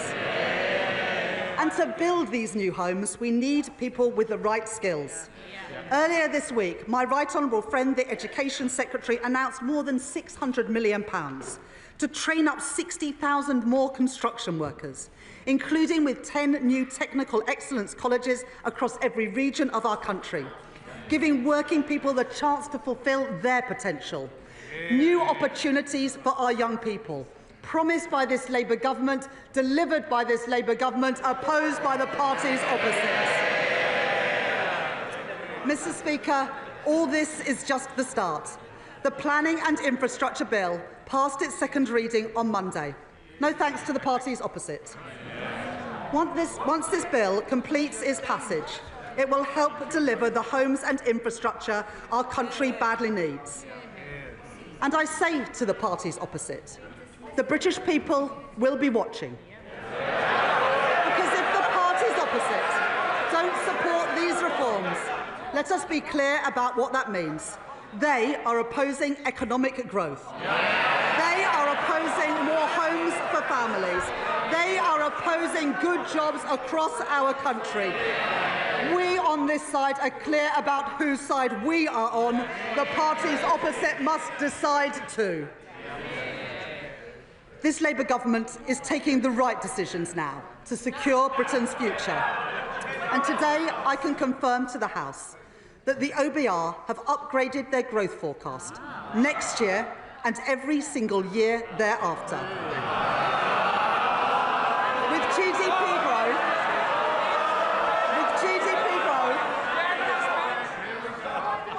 With GDP growth of 1.9% in 2026, of 1.8% in 2027, 1.7% in 2028 and 1.8% in 2029. Mr. Speaker, by the end of the forecast, our economy is larger compared to the OBR's forecast at the time of the budget. That is the difference that this Labour government is making. But, Mr. Speaker, this isn't just about lines on a graph. It's about improving people's lives. Working people are still feeling the pinch after a cost of living crisis caused by the party opposite that caused interest rates and inflation to go through the roof. So I am pleased that the OBR confirmed today that real household disposable income will now grow this year at almost twice the rate expected in the autumn. Compared to the forecast in the final budget delivered by the party opposite, and after taking into account inflation, the OBR say today that people will be, on average, over £500 a year better off under this Labour government. That will mean more money in the pockets of working people, higher living standards promised by this Labour government, delivered by this Labour government, opposed by the parties opposite. Mr. Speaker, the world is changing. We can see that and we can feel it. A changing world demands a government that is on the side of working people, acting in their interest, acting in the national interest, not retreating from challenges, not stepping back, but a government with the courage to step up, to secure Britain's future and to seize the opportunities that are out there before us. I am impatient for change. The British people are impatient for change after 14 years of failure. And we are beginning to see change happen. Our plan for change is working. Defence spending is rising. Waiting lists are falling. Wages are up. Interest rates are cut. That is the difference that this Labour government is making. And today, Mr. Speaker, the OBR confirm that our plan to get Britain building will drive growth in our economy and put more money in people's pockets. There are no quick fixes, but we have taken the right choices, returning stability to our economy after years of mismanagement by the party opposite, delivering security for our country and security for working people. That is what drives this government. That is what drives me as Chancellor. That is what drives the choices that I have set out today, and I commend this statement to the House. Shadow Chancellor Mel Stride. Mr. Speaker, at the last budget, the Right Honourable Lady said that she would bring stability to the public finances. Stability to the public finances. But this statement, more appropriately referred to as an emergency budget, has brought her to a cold hard. Can I just say to you, quite rightly, I want to hear to the Chancellor. I now want to hear the Shadow Chancellor. I don't need any help. Thank you, Mr. Speaker. This emergency budget, Mr. Speaker, has brought the Right Honourable Lady to a cold, hard reckoning. She has become very fond recently to talk about the world having changed. Well, indeed it has, Mr. Speaker. This country was growing at the fastest rate in the G7 only about a year ago.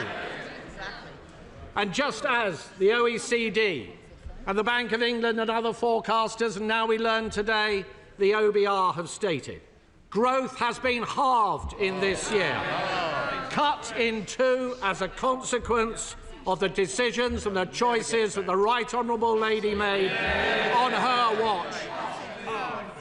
Inflation, which was down to 2%, bang on target on the very day of the last general election under a Conservative government. We are now told this year will be running at twice the level as was forecast under ourselves in 2024. This is going to mean prices bearing down on households and on businesses right across the country because of her choices. And the OBR also says, Mr. Speaker, that unemployment will be rising this year and next year and the year after. And in fact, across the forecast period, it will not decline at all. So much for the Right Honourable Lady's back-to-work plans. And we have already seen, Mr. Speaker, what it means when it comes to controlling borrowing under this Chancellor. And yes, she has come forward now with a plan to squeeze spending later on in the forecast period. And she has, of course, told the OBR that these are the elements of spending restraint to which she will stick. But what do the markets think? And could I ask the Right Honourable Lady, given her track record, given the fact that she has failed to control spending and borrowing to date, what does she think the markets are going to make of her latest promises? But the Right Honourable Lady, Mr. Speaker, says, of course, that none of this is her fault. It is the war in Ukraine. It is President Trump. It is tariffs. It is President Putin. It is the Conservatives. It is her legacy. It is anybody but her. Well, what the British people know, Mr. Speaker, is that this is a consequence of her choices. She is the architect of her own misfortune. It was the Right Honourable Lady, Mr. Speaker, who talked down the economy,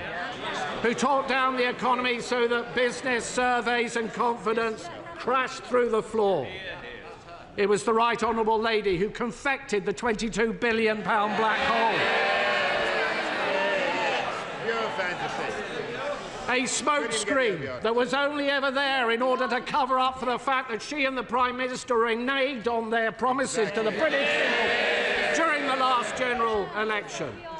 And a black hole that the OBR themselves, ironically at the government's behest, have said they will not legitimise. She chose to be reckless with a sliver of headroom against her fiddled targets. She borrowed and spent and taxed like it was the 1970s. Little wonder, Mr. Speaker, that the Chancellor has tanked the economy. Little wonder we have an emergency budget, all because of her choices. Now, the Chancellor likes to tour the television studios and tell everybody they should be thankful that she will not be ramping up taxes in this emergency budget as she did before. But that will be cold comfort to the millions up and down the country waiting in fear and trepidation for the start of the new tax year, buckling under the burden of tax that will be rising to the highest tax burden on her watch in the history of our country.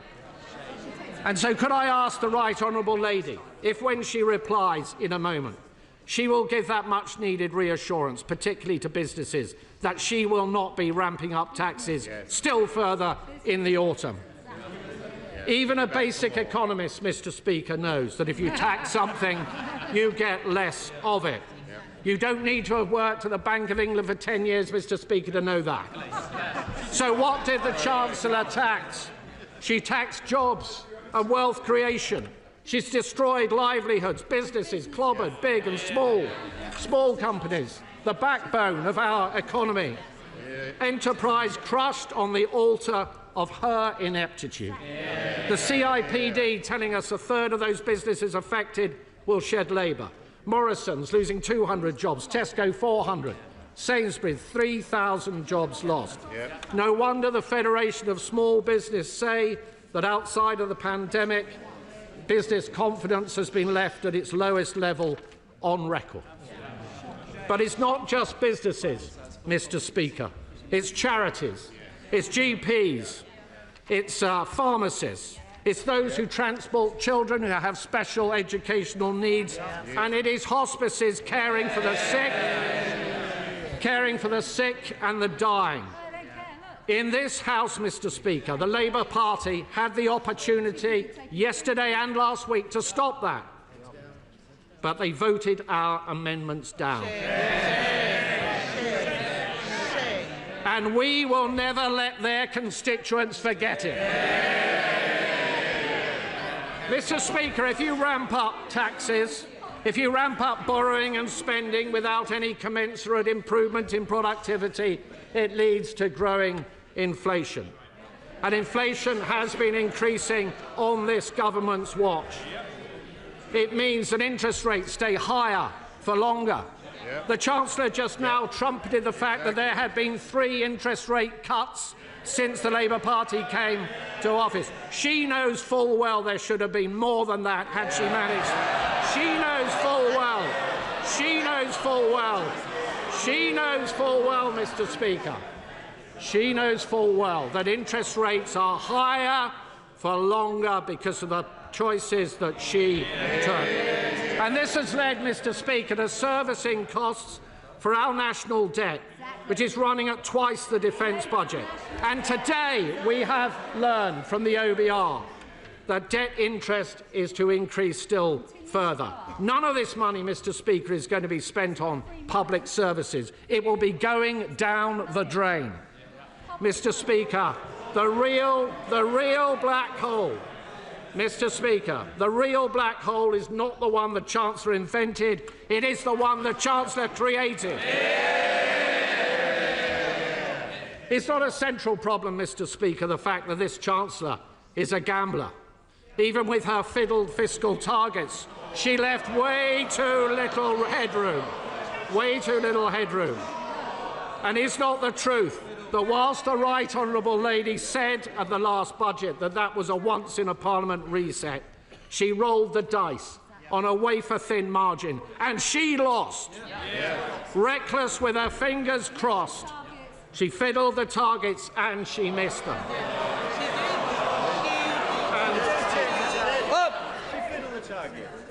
I'm not sure about the language we use. I think there are better words and more constructive words the Shadow Chancellor would prefer to use.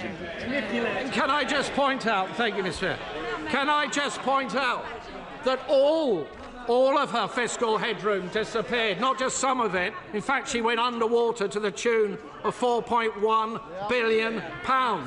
Mr. Speaker, reeling from one fiscal event to the next is not a way to run the public finances.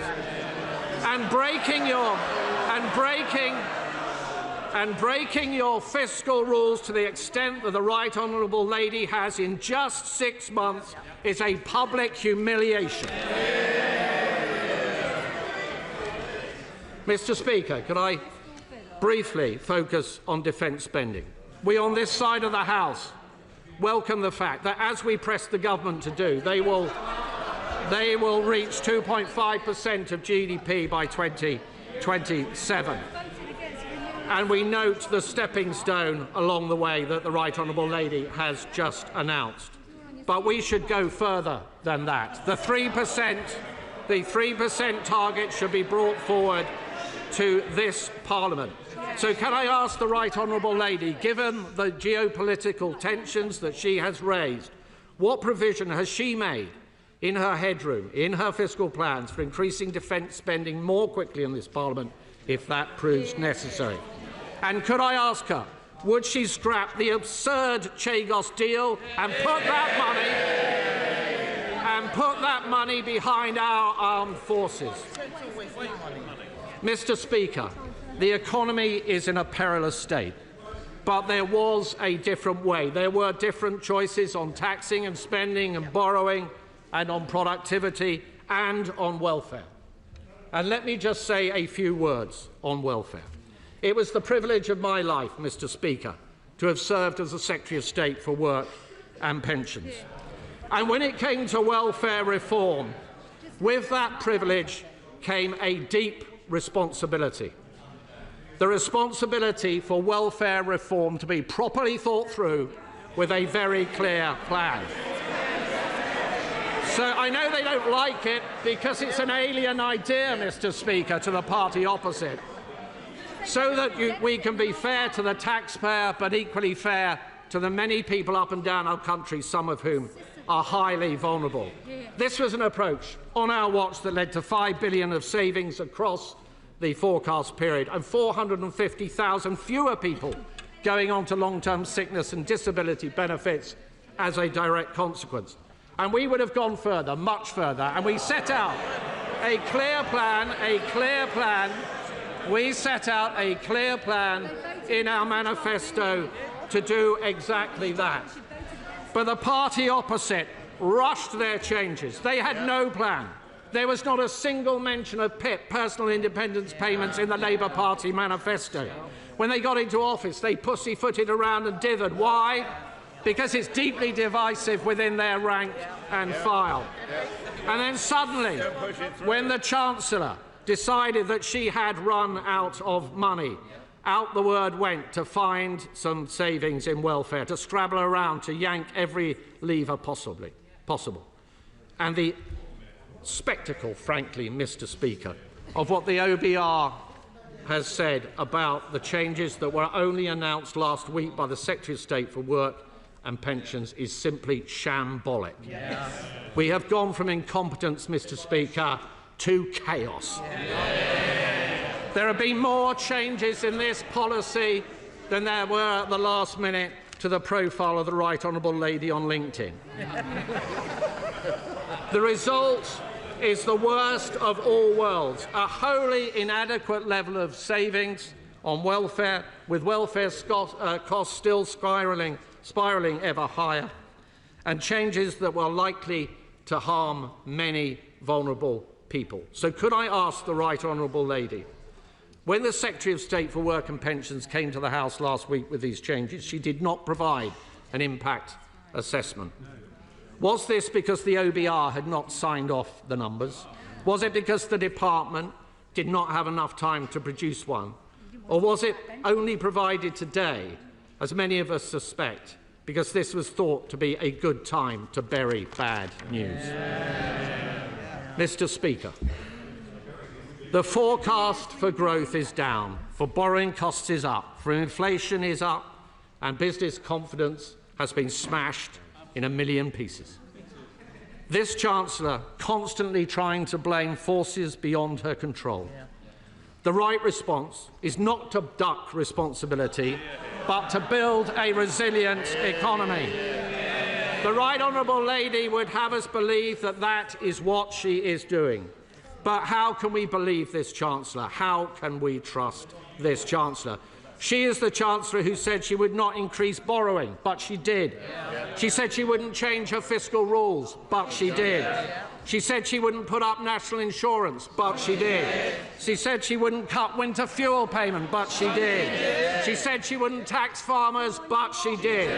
And she said she would not move to more than one fiscal event a year, and she just has. And now we are all paying the price of her broken promises. Today's numbers confirm it. We are poorer and we are weaker. To govern, Mr. Speaker, is to choose. And this Chancellor has made all the wrong choices. Chancellor of the Exchequer. OK, well, I know that the Chancellor hasn't been in this role, Sarah Chancellor hasn't been in this role for very long, but I mean, at least he's not misquoting Shakespeare today. If this was a budget, then it would be the Leader of the Opposition responding. Now, I'm glad that she's still in her place. I know that she'll want to get back to her office for a lunchtime steak soon. But the Right Honourable Gentleman, he talks about budgets. Let me remind the party opposite that the only emergency budget we have seen in recent years was in response to the party's disastrous mini-budget. A mini-budget that crushed the economy, sent mortgage bills spiralling and left a £22 billion black hole in our nation's finances. Now, they might have forgotten about the damage that they did to our country, but the British people never will. But as always, the Shadow Chancellor talked a lot, but he didn't offer a single alternative. He says he opposes our tax rises, but he can't tell us whether he would cut the NHS to reverse them. He says he wants economic growth, but they abstained on the very planning reforms that the OBR have said will kickstart growth. Now, Mr. Speaker, you don't change the country by abstaining, by sitting on the fence. You change the country by leading, by taking action, and that is what this government are doing. And Mr. Speaker, he says he wants businesses to trade, but he doesn't want us to talk to the second largest economy in the world, or indeed our biggest trading partners in the European Union. He simply isn't serious. 4 months into the job and he's got no clue. He wants to talk about growth, but he doesn't say anything about the fact that the OBR has upgraded growth next year and every single year after. He talks about pensioners, but he forgets that it's his party to scrap the triple lock, which we are protecting and which will mean the state pension rising next month by over £400. And Mr. Speaker, he talks about wages, but he forgets the fact that we are boosting wages by boosting the national living wage from next month. And, Mr. Speaker, the Shadow Chancellor says nothing about living standards or this morning's fall in inflation, because the last Parliament was the worst on record, and the OBR today have revised up their forecast for family finances. Mr. Speaker, working people are always better off with Labour. Now, he is learning something, because at least this time he's asked a couple of questions, so let me respond to them. He asked what should the markets make. Well, what the market should see is that when I've been tested with a deterioration in the headroom, we have restored that headroom in full. That is the choices that I made. And he says that it's a slither of a headroom. Well, it's 50% more headroom than I inherited from the party opposite.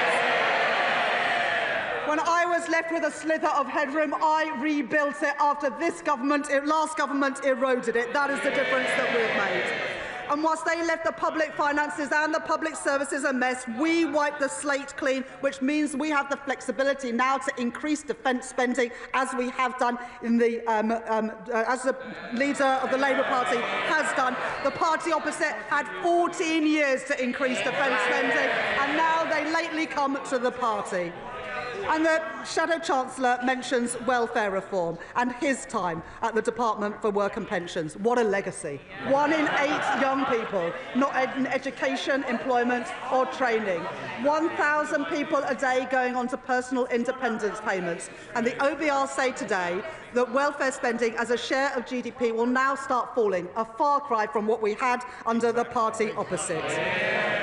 And, Mr. Speaker, the Shadow Chancellor speaks about employment. Well, the OBR say that employment will increase, that wages will increase and that living standards will increase. What a change after 14 years of the Conservative Party. Well, the world is changing, and no one can be in any doubt about it. But the Conservative Party are stuck in the past, divided, out of touch and carping from the sidelines. They have no plan. No plan to kickstart growth, no plan to fix our public services, no plan to keep our country safe. The only plan for change they are working on is to change their party leader, and you can't blame them for that. So if they have no plan, let me remind them about ours. The minimum wage up, real wages up, house building up, NHS investment up, investment in our schools up, investment in our roads up, defence spending up. Every single one of those policies opposed by the party opposite.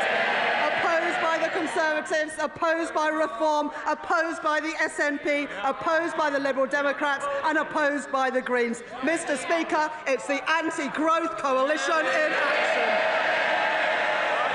They are the blockers, we are the builders, securing Britain's future, protecting working people and delivering change. Chair of the Finance Committee, Dame Meg Hillier.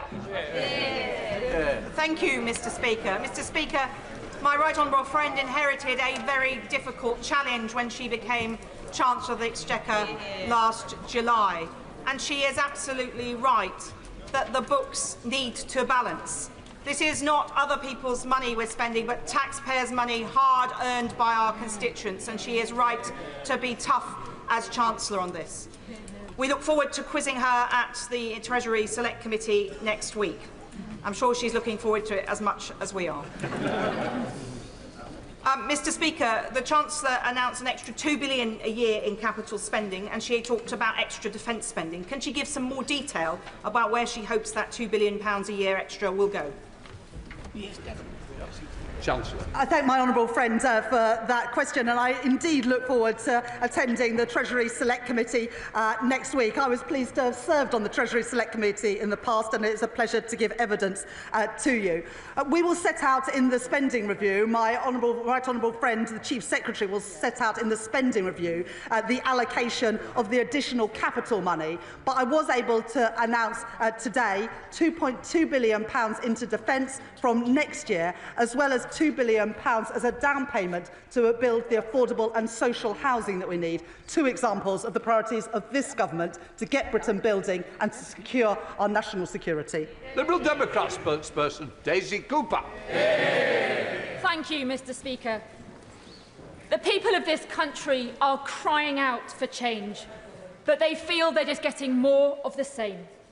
Of course, it was the Conservative Party that wrecked the public finances, but we are 8 months into the new government, and people are left wondering, where is the change that was promised?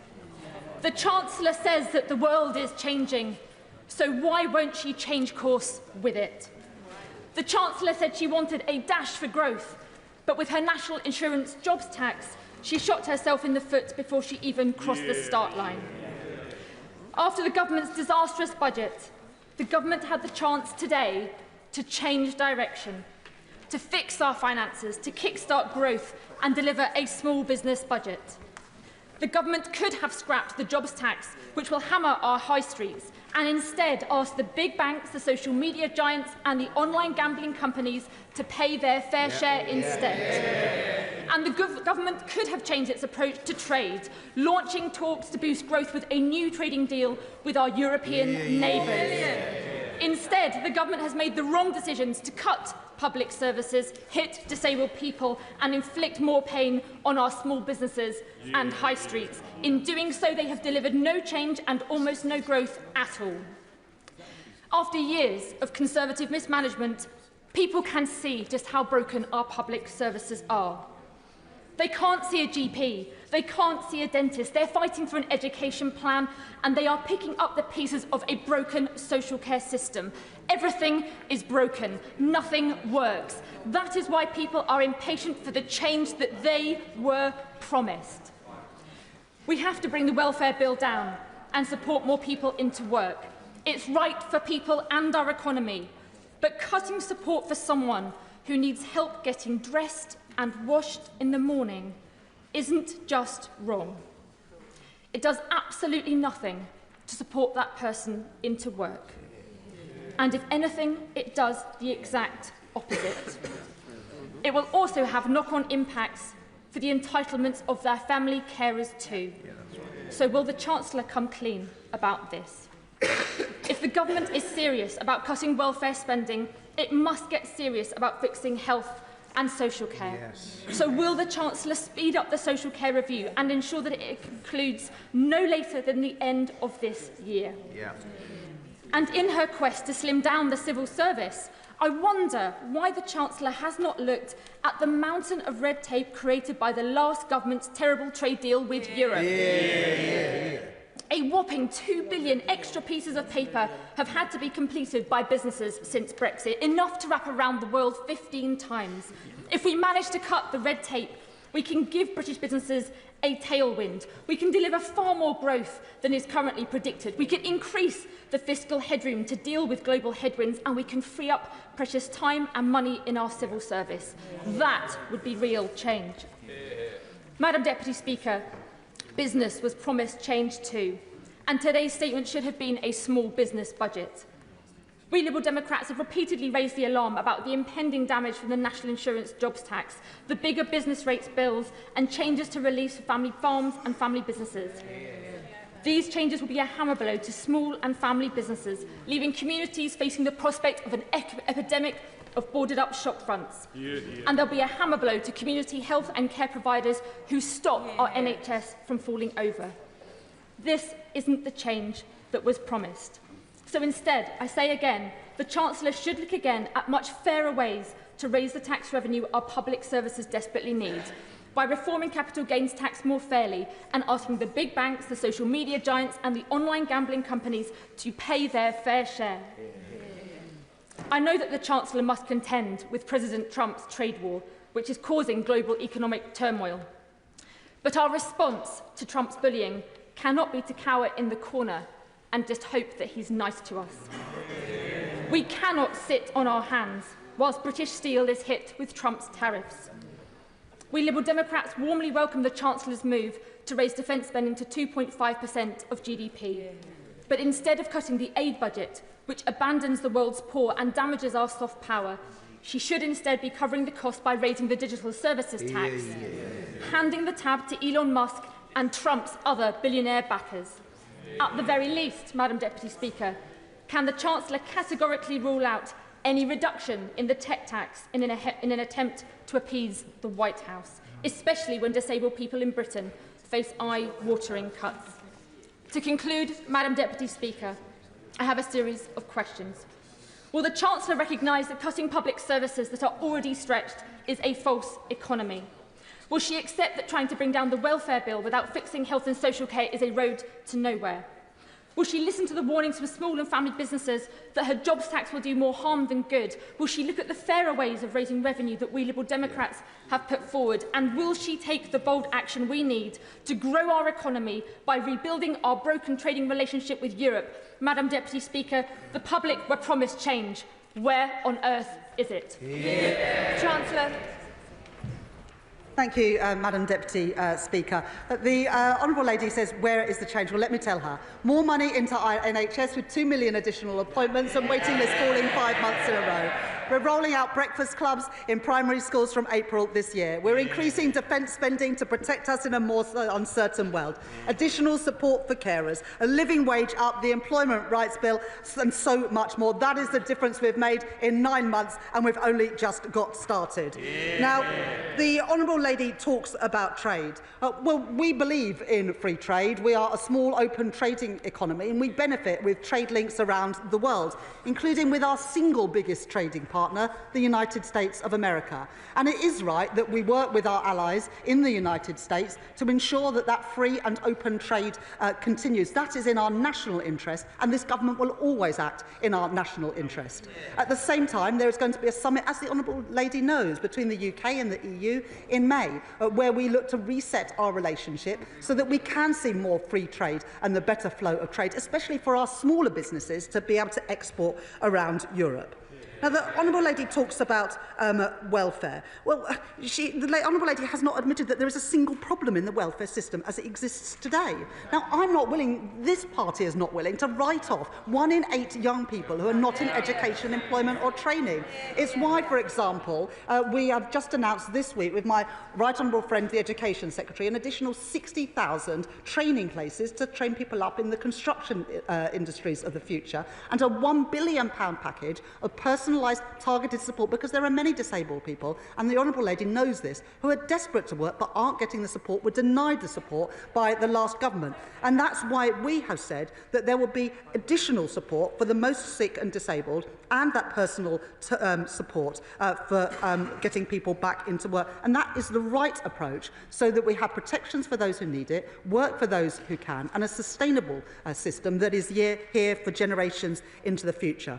But I do want to take on the main point that the Honourable Lady makes, because the Honourable Lady wants all the money for public services, but she doesn't want to raise the taxes to pay for them. The tax, at the moment, we spend £105 billion a year on interest on government debt, and it seems that the Honourable Lady would just like more of that debt. She says you can't see a GP, you can't see a dentist. Well, Madam Deputy Speaker, how does the Honourable Lady, how do the parties opposite think that you pay for those things? You can't object to the tax increases and support the money that we've invested in our public services. And to say otherwise, I'm afraid, is fairy tales and the magic money tree. It just does not add up. The difference on this side of the House is that we will put money into our public services, explain where it comes from, and ensure that the public finances are on a firm footing. And that is the difference between our party and the parties opposite. Thank you, Madam Deputy Speaker. Young people in my constituency, indeed across the country, have had an incredibly difficult time growing up. Austerity saw their further education budgets cut by 14%, then a pandemic, now war in Europe. So can the Chancellor please set out how her plans to get Britain building again will help my constituents, my young constituents, get the good non-graduate jobs they need in Loughborough, Shepshed and the villages? Thank you, Madam Deputy Speaker. And the honourable member, my honourable friend, speaks powerfully on behalf of his constituents in Loughborough.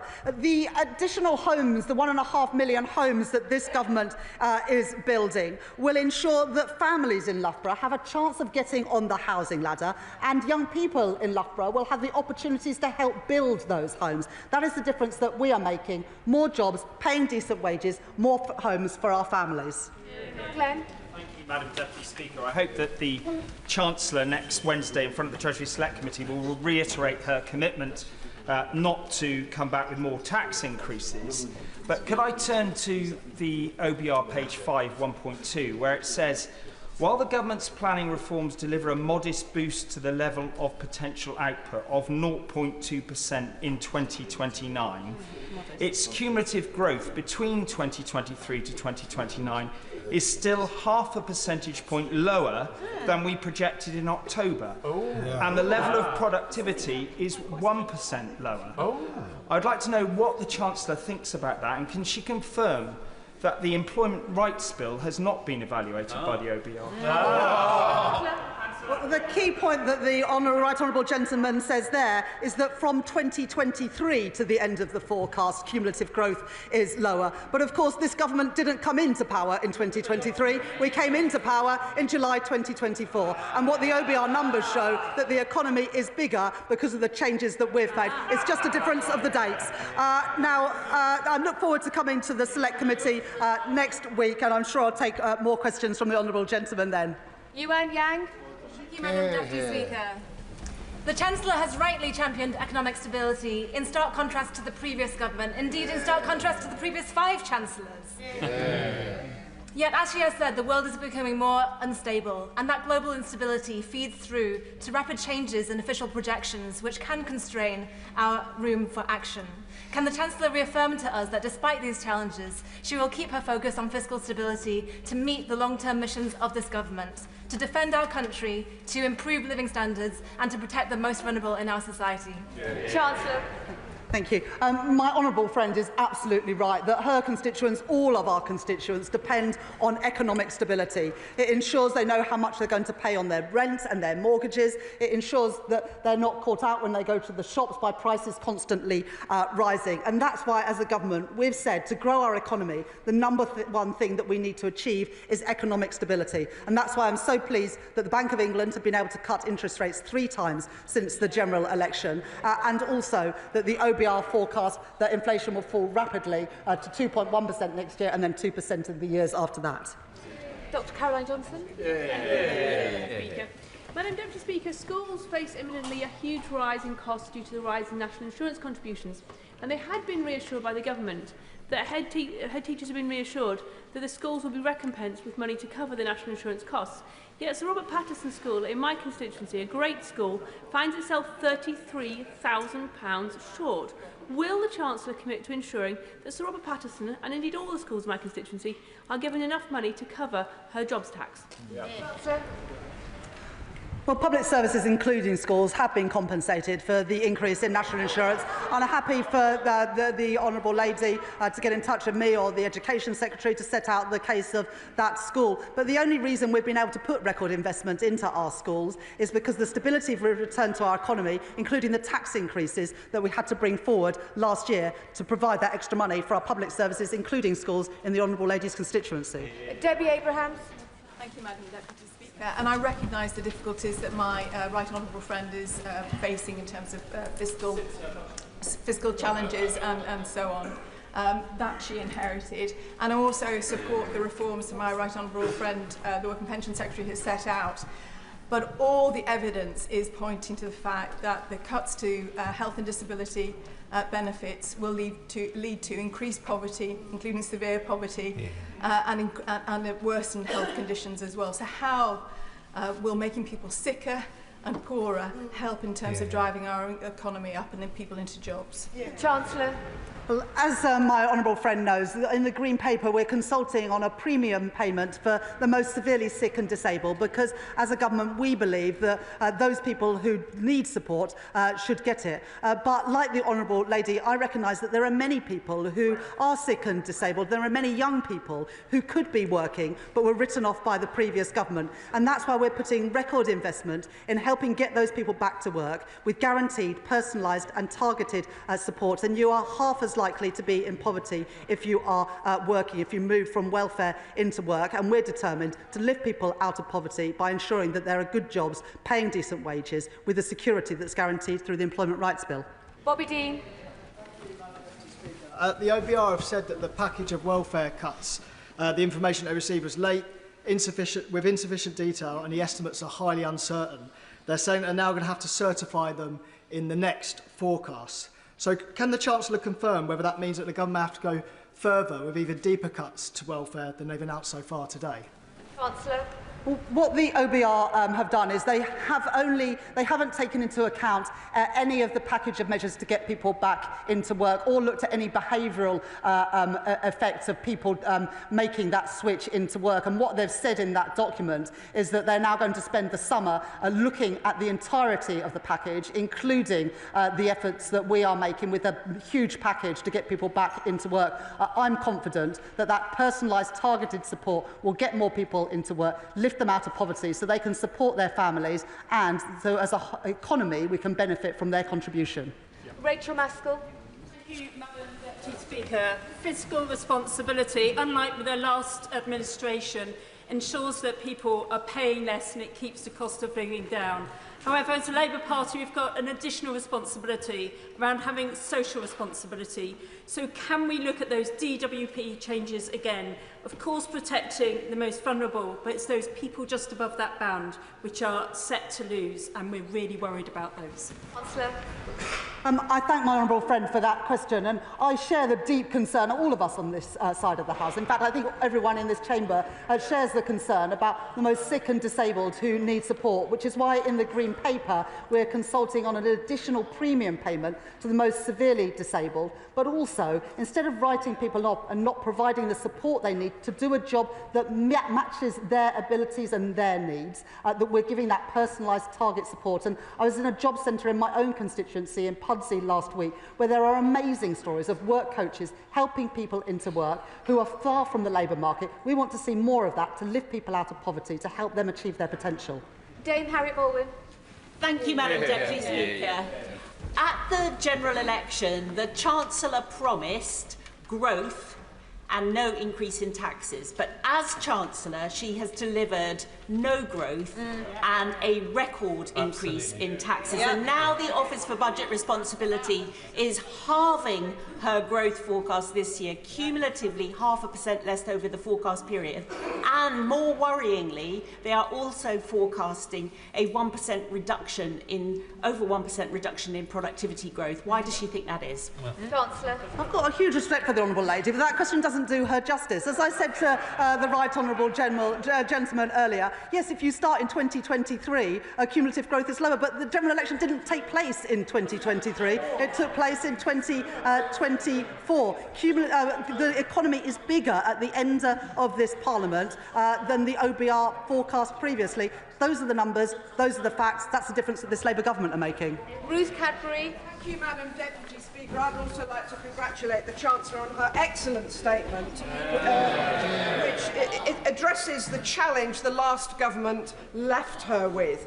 Madam Deputy Speaker, to drive growth across the UK, new heavy and light rail infrastructure is badly needed. So what work is the Chancellor doing to develop new models of funding in order to deliver these important projects? Chancellor. I thank my honourable friend for that question. And one of the reasons that we've put an additional £13 billion into capital spending over the forecast period is that we can then invest in the infrastructure that our country needs, including in transport infrastructure, which I know the honourable lady, as chair of the Select Committee, has a keen interest in. And she's absolutely right that we do need to look more at how we can leverage in private sector funding for a whole range of projects, including the Lower Thames Crossing. Chris Coughlin. Thank you, Madam Deputy Speaker. And I'd like to declare an interest as an alumni of London Business School. The Chancellor will recall on the Treasury Committee in November that I asked her to look at a specific London Business School paper on using defence spending, specific public R&D on defence spending, to boost economic growth. I was delighted to hear that the Treasury did evaluate that specific paper by Professor Paolo Saruco as part of the spring statement, and has listened to me and the Liberal Democrats. So does the Chancellor agree with me that using defence spending focused on public R&D can be one way not only to keep us safe, but also to raise productivity and boost economic growth? Chancellor. I thank the honourable gentleman for that question, and I look forward to taking more questions from him at the Select Committee next week. When I've been to visit defence companies or met our armed forces, they tell me about the amazing ability that new technology and innovation has to help them do their jobs better in keeping our country safe. And so as we invest more in defence and get to that 2.5% of GDP, it is absolutely right, as I've set out today, that more of that money is used for innovation, R&D and new technologies. Zubair Ahmed. Thank you, Madam Deputy Speaker. Congratulate my right honourable friend on grasping the challenges and the opportunities that this new world presents us. Opportunities that will mean that in my constituency of Glasgow South West there will be more investment into the defence sector. And Madam Deputy Speaker, that is timely, because after 18 years of SNP government, 1 in 6 people in my constituency are economically inactive. Will my right honourable friend agree with me this investment will finally raise their ambitions and raise their pay packets? Chancellor. Well, unlike the SNP, the Labour Party supports investment and jobs in the defence sector in Scotland that support people in Glasgow and South West and in many other parts of Scotland. More good jobs for young people, more jobs paying decent wages, keeping our country safe. That's what this party believes in. It's a shame the SNP believe in something entirely different. Thank you, Madam Deputy Speaker. A cloud hangs over the economy in northern Lincolnshire at the moment, with the potential for significant job losses at the Scunthorpe Steelworks. In view of that, could the Chancellor give an assurance that funding will be available not only to look after any redundant workers, but also to attract new business and retraining for existing workers? Chancellor. At the general election, we set out our plan for a steel fund as part of the National Wealth Fund. I absolutely understand the concern of the honourable member and other honourable members in the House about the future of the steel industry in this country. We were able to improve the deal for Tata to protect more jobs in South Wales. We want to have a thriving steel sector right across the UK, and we'll continue to work with the company and with the trade unions there to achieve just that. Richard Bergen. Thank you, Madam Deputy Speaker. Making cuts instead of taxing wealth is a political choice, and taking away the personal independence payments from so many disabled people is an especially cruel choice. A disabled person who can't cut up their own food without assistance, and can't go to the toilet without assistance, and can't wash themselves without assistance will lose their personal independence payment. So hasn't the government on this taking the easy option of cutting support for disabled people, rather than the braver option, which would be to tax the wealthiest through a wealth tax? Madam Deputy Speaker, there is nothing progressive, there is nothing Labour about not supporting people who are disabled and sick and young people to do jobs that are commensurate with what they are able to do. And 1 in 8 young people have been effectively written off by the party opposite, and we're not willing to leave them in that position. And we are consulting in the Green Paper on an additional premium to pay to the most sick and disabled, because we recognise that people need support from the state. But too many people are not given the opportunities to fulfil their potential, and we're not willing to carry on like that. In the budget last year, we got rid of the non-dom tax status, we increased capital gains tax, we introduced VAT on private schools, and we changed the rules of inheritance tax. So I don't recognise what the honourable gentleman says. Dave Dugan. Thank you, Madam Deputy Speaker. The Chancellor tells us the world has changed, and if that's true to allow her to stick the boot into disabled people, it must also be true then to allow her to review her income tax rates, perhaps commensurate with those existing in Scotland, which has saw the Scottish economy grow in January by 0.3%, while the UK contracted by 0.1%. She could also choose to revise the government's position on reaccessing the single market in the European Union, which would allow a 30 billion recurring return with no compensation required, or a 1% tax on assets over 10 million. A wealth tax, as one of our backbenchers has just highlighted, 40 billion recurring every year with no need for compensation. If she's got the disabled, the WASPy women, pensioners and hospices in her crosshairs, why can she not tap up multi-millionaires for a few quid? The world has changed, and we can see that all around us, which is why our defence is more important than other. That's why it's so astonishing that the SNP continue to oppose the nuclear deterrent. Preet Gill. Thank you, Madam Deputy Speaker. And I commend the Chancellor on her statement. Does my right honourable friend agree with me that the party opposite doesn't understand the link between their total failure to get houses and infrastructure built that our constituents desperately want and the economic constraints that we are facing today? I thank my honourable friend for that question, and she speaks powerfully on behalf of her constituents in Birmingham. We need to build the homes that all of our constituents are crying out for. The level of home ownership had declined under the previous government, and we're determined to turn that around, as well as building the affordable and social housing that our country needs. And as we build those homes, more good jobs for young people with pride in their work, good jobs paying decent wages, backed by the increase in the national living wage and our employment rights bill. James Cleverly. Thank you, Madam Deputy Speaker.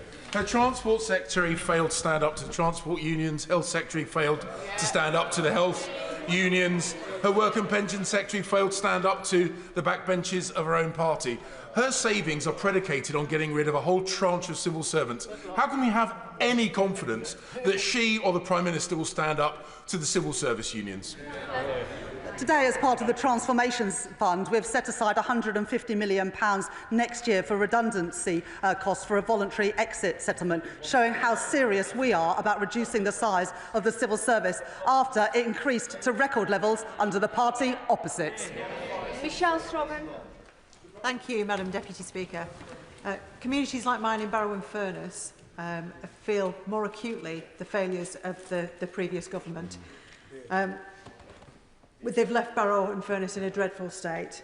Does the Chancellor agree with me that it's through this government's commitment and funding towards Barrow-in-Furness and our defence sector that we will change things transformationally on the ground in Barrow and mean that Barrow can be a blueprint for how the defence pound could be better spent across our constituencies? I know that my honourable friend is incredibly proud to represent Barrow-in-Furness, and that her constituents are incredibly proud to work on our nuclear deterrent, and this government will always stand with them with our new plan for Barrow, for new jobs, new investment in the town, so we get value for money for taxpayers, but also, most critically, we ensure our country's national security. Sir John Hayes. Thank you, Madam Deputy Speaker. The Chancellor was right to highlight productivity as an issue, and right too to focus on skill shortages, although she didn't explicitly note the implicit link between them.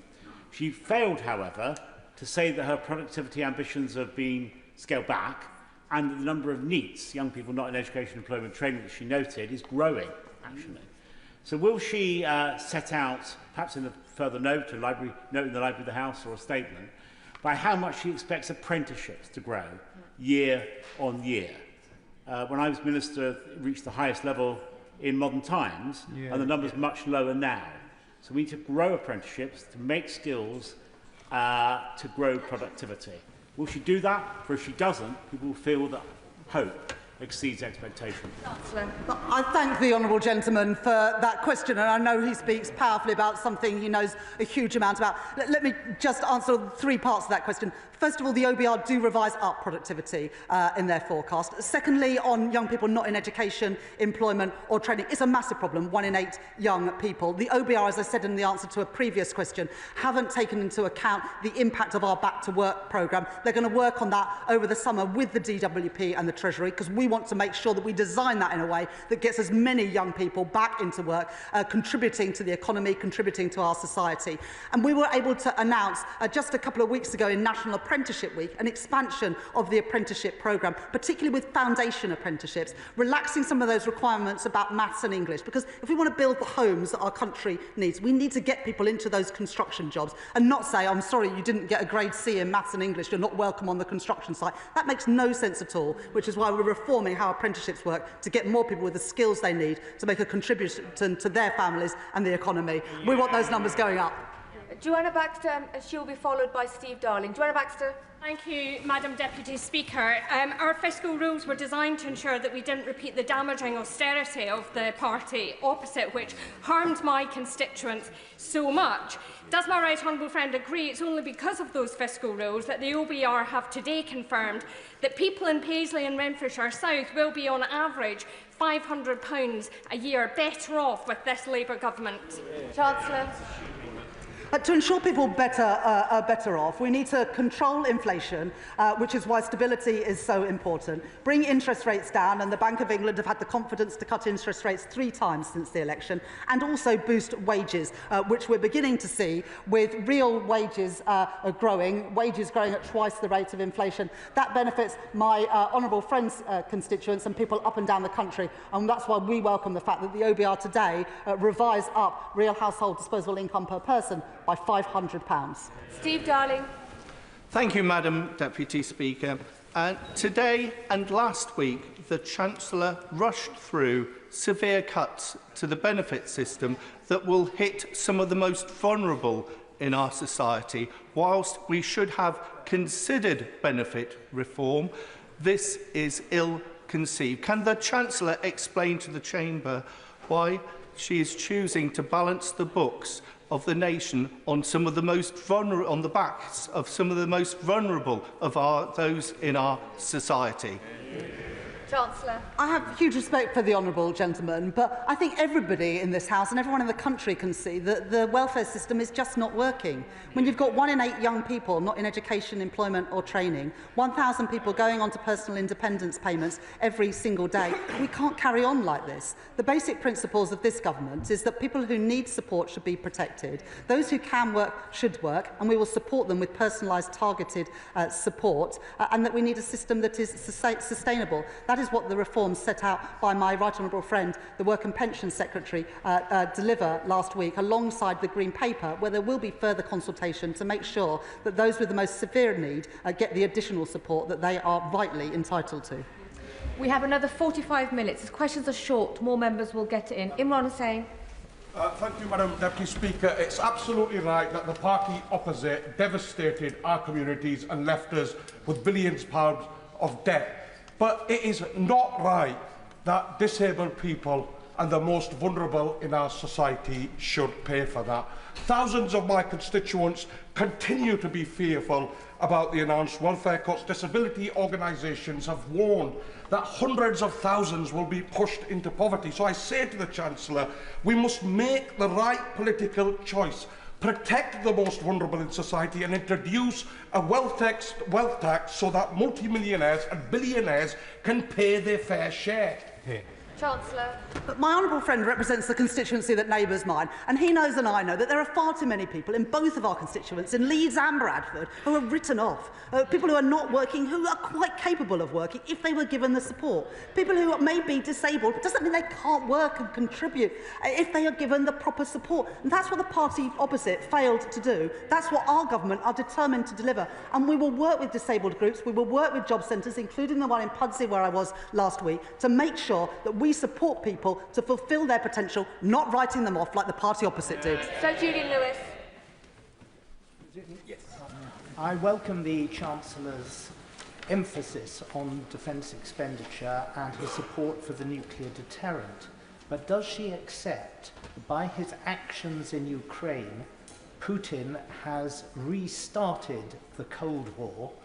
And will she bear in mind that during the 1980s, up to the end of the Cold War, we were spending regularly between 4.5% and 5% of GDP on defence? That's the sort of scale that's really required.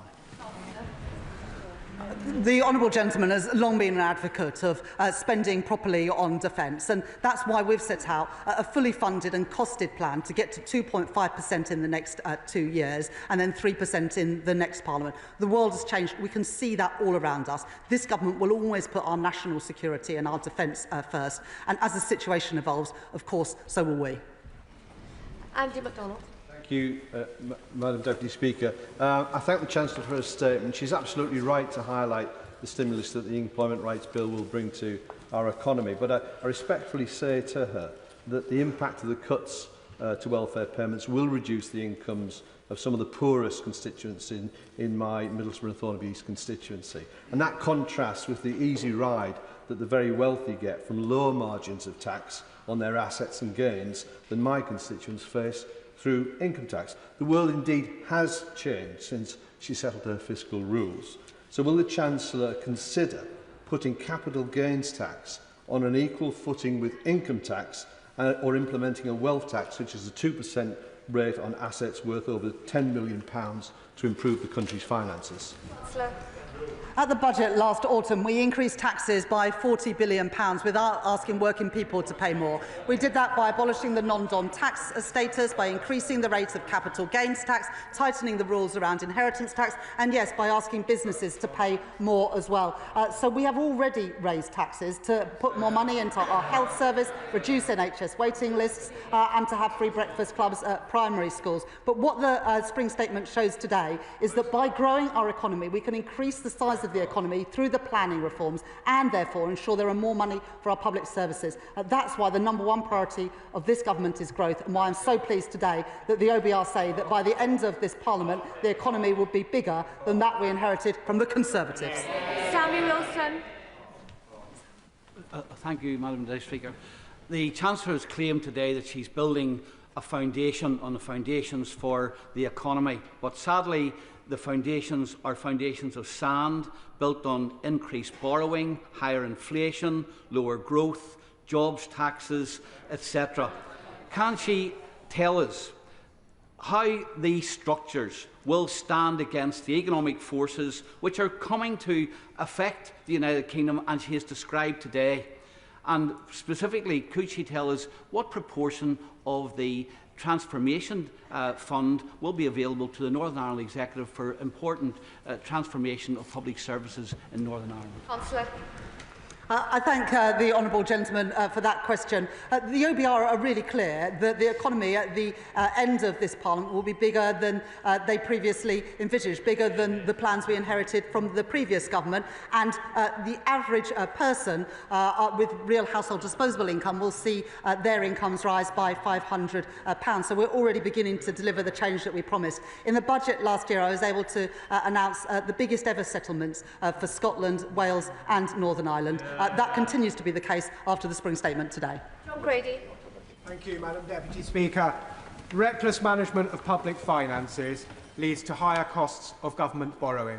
And as any economist will tell you, that increases the cost of capital across the British economy, putting at risk and increasing this cost of essential investments in housing and infrastructure that my constituents desperately need. Would my right honourable friend agree with me that this is a very important reason why it is essential to manage public finances carefully, unlike the last Conservative government, and unlike the government in Scotland, which is over-familiar with emergency budgets?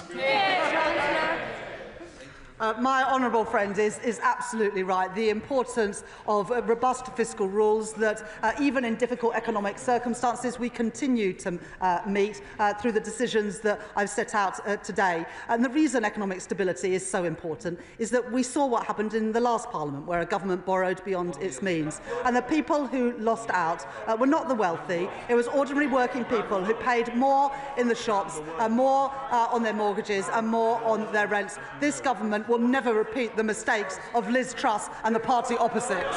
Dr. Luke Evans. The Chancellor has created a storm and now is complaining about the rain. She increased spending to 70 billion, she increased borrowing by 30 billion, she increased tax by 40 billion, and yet the economy shrank in January. Now, she did talk about change and the abolition NHS England. Now, I put a written question in to the department to say how much would this cost. They said there would be some upfront costs, but couldn't specify. So with this top-down change, could she tell me what the estimated cost is of abolishing NHS England? Chancellor. It's really difficult to understand what the party opposite want. Do they want to reduce the cost of admin and bureaucracy, or do they want to carry on with everything the way it was? We want to change things, and that's why in the transformation fund that I set out today includes £150 million for a voluntary exit scheme, because we want more money on the front line, not in the back office and a bloated bureaucracy left by the party opposites. Rebecca Long-Bailey.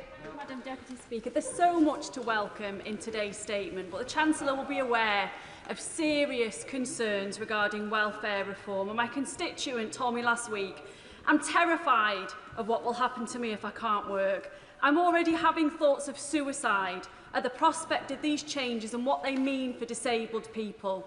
Today's impact assessment shows 250,000 increase in relative poverty, 50,000 increase in children living in relative poverty. What will the Chancellor do to stop this from happening? Chancellor. Well, the honourable lady speaks about a constituent who is in work, and she, I'm sure, like others, will welcome the work that Charlie Mayfield has done about ensuring that people with sickness and disability can stay in work, because we know that the best place for people is in work for their health, both physical and mental. But we know too often when people drop out of the labour market, they really struggle to get back in. So alongside the targeted support to get people back into work, we're determined to work with businesses to ensure more people with sickness and disability can stay in work, contributing to their family finances and contributing to the wider economy. Nigel Farage. Thank you, Madam Deputy Speaker. Would the Chancellor agree that measuring growth and relative wealth by GDP is not the most relevant number to our constituents? Because we're living in an age of mass immigration and a rising population, it is GDP per capita, surely, that matters to our constituents, and that has fallen consistently for the last 2 years and is falling still. And shouldn't we tell people, actually, they are getting poorer? Well, the OBR forecast that GDP per capita will increase by 5.6% during the course of this Parliament, having fallen under the previous government. So if he ever gets to Clacton, he can tell his constituents that. Matthew Patrick. I welcome the Chancellor's investment £3 billion into a transformation fund to sort out how government is run. Does the Chancellor agree with me that this is reform that the Tories ducked, should have done it, didn't do it, and actually their failure to address this put pressure on frontline services and stretched public finances? Chancellor. The Transformation Fund, worth £3.25 billion, is about trying to reduce costs further out, the costs of failure. So that's why we're putting more money into recruiting foster carers, because we want to make sure that more children can get the best possible start in life. But we also know that if children end up in poor quality children's homes, that has consequences not just for their lives, but also for other services later in life. It's also why we're putting more money into technology in the probation service, so that we can make sure that probation works better for rehabilitating offenders, but also ensuring that people pay for the crimes that they commit. Alberto Costa. Thank you, Madam Deputy Speaker. The Chancellor rightly reminded this House in her statement that the British public are watching. And among the British public watching are tens of thousands of the most vulnerable pensioners in our society. Can she please explain to the House what is Labour about removing the winter fuel payment from those having £13,500 a year. Next month, because of the triple lock which we've been able to protect, the basic state pension, the new state pension, will increase by more than £400. And during the course of this Parliament, because of the triple lock, which the Shadow Chancellor opposes, the triple lock will cost an additional £31 billion. So that's the protection that we're giving to pensioners, as well as record investment into our NHS, which of course older people use with greater frequency than anyone else. Zara Sultana. Thank you, Madam Deputy Speaker. The UK is the 6th richest country in the world, yet over 1 in 3 children and 25% of adults live in poverty. Since Labour came into power, 25,000 more children have been pushed into poverty due to the 2-child benefit cap.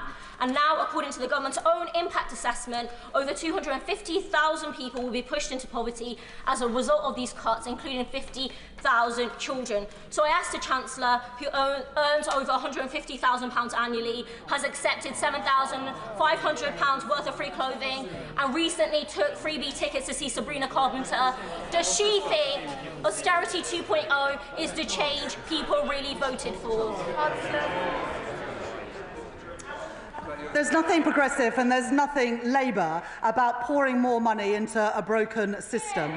Under the changes that we're bringing about, we're going to help young people who are not in education, employment or training by giving them targeted support. And as I set out in the statement earlier, the OBR so far have not scored any of the Back to Work programme, which is the biggest Back to Work programme that we've seen for many, many years.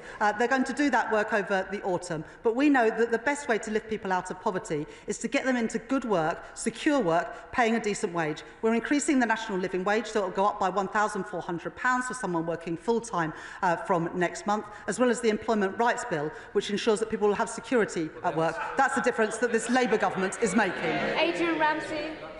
Thank you, Madam Deputy Speaker. The Chancellor knows that our economy has been driven to the edge over the last 15 years, with ordinary people forced to bear the burden while a small minority have amassed extreme wealth.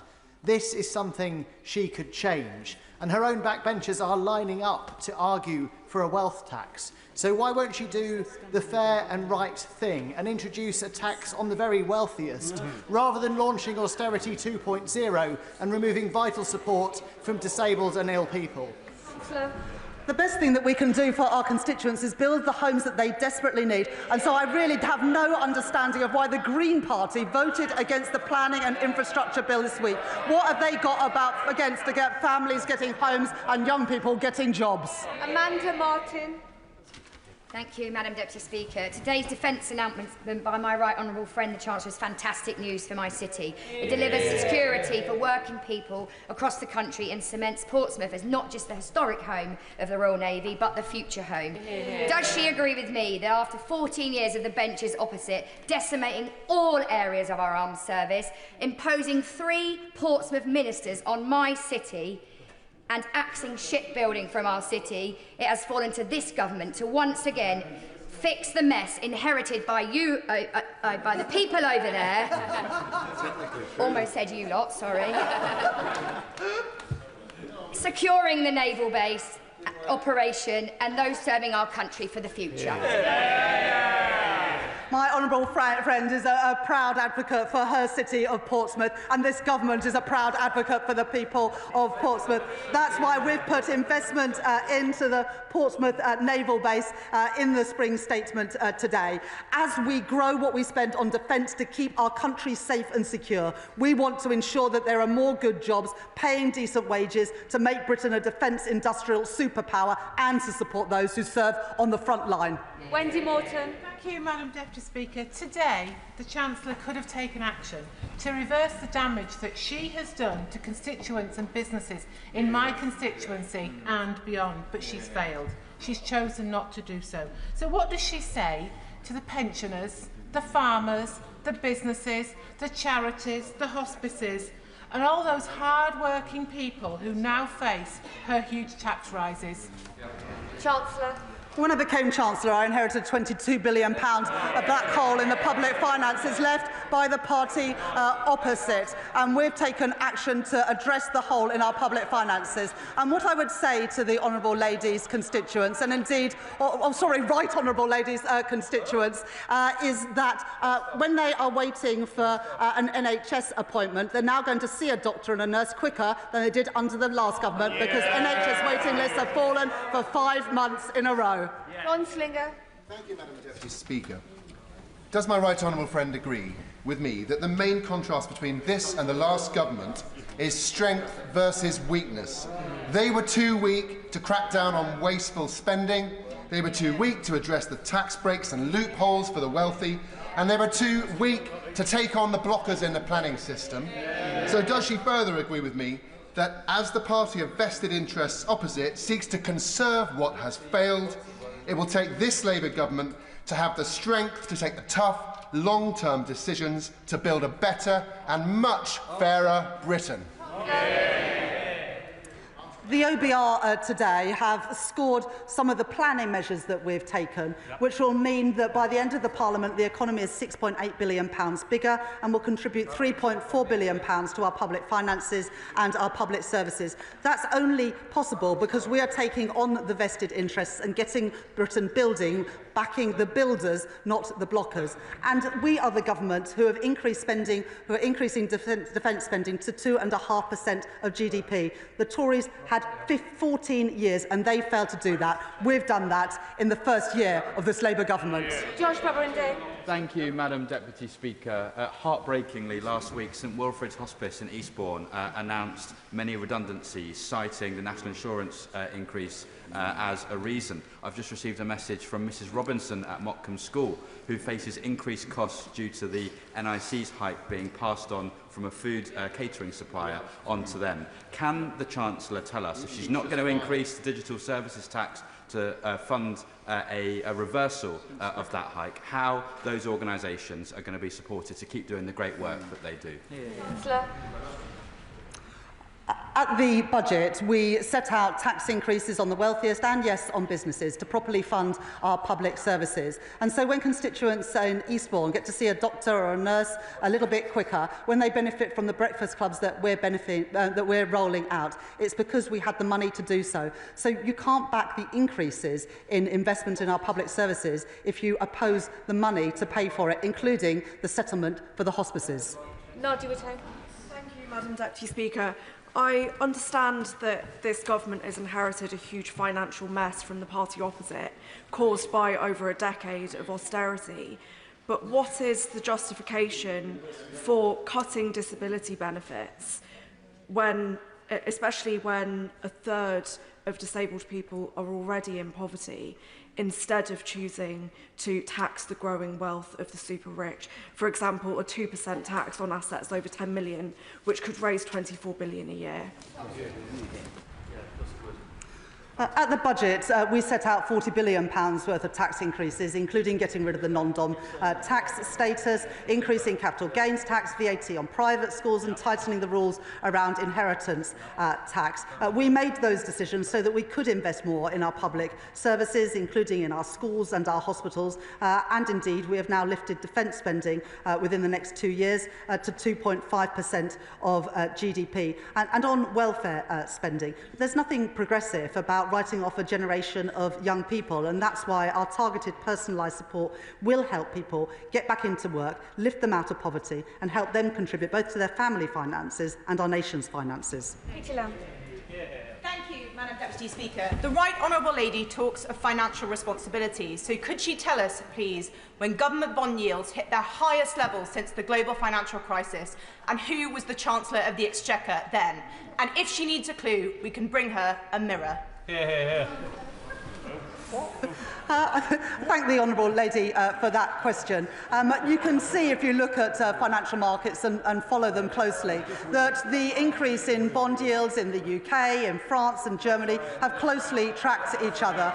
Global financial instability has affected countries around the world, and that's why it's so important that we continue to meet our fiscal rules, as I have set out today.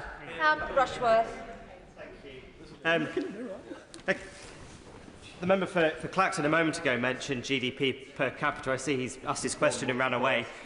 The truth is that GDP per capita only increased 4.3% in the past 16 years, compared to 46% in the years prior. What matters to my constituents is not just the growth, but it's the growth that they can feel in their pockets, in the left-behind towns and villages of Bishop Auckland. So what will she do to ensure that working people feel the growth? My honourable friend is absolutely right, and this government wants people in Bishop Auckland and constituents across our country to feel the benefits of that growth, with good jobs, paying decent wages in all parts of the country. That's why we are increasing the national living wage. That's why we are making work pay, and that's why we are backing the builders, not the blockers, to create new jobs, new homes for families, new transport infrastructure, new energy infrastructure. And that's why the OBR today say that compared to the plans we inherited, real household disposable income per person is set to rise by £500 by the end of this Parliament, showing the difference that this government is making. Claire Smeddy.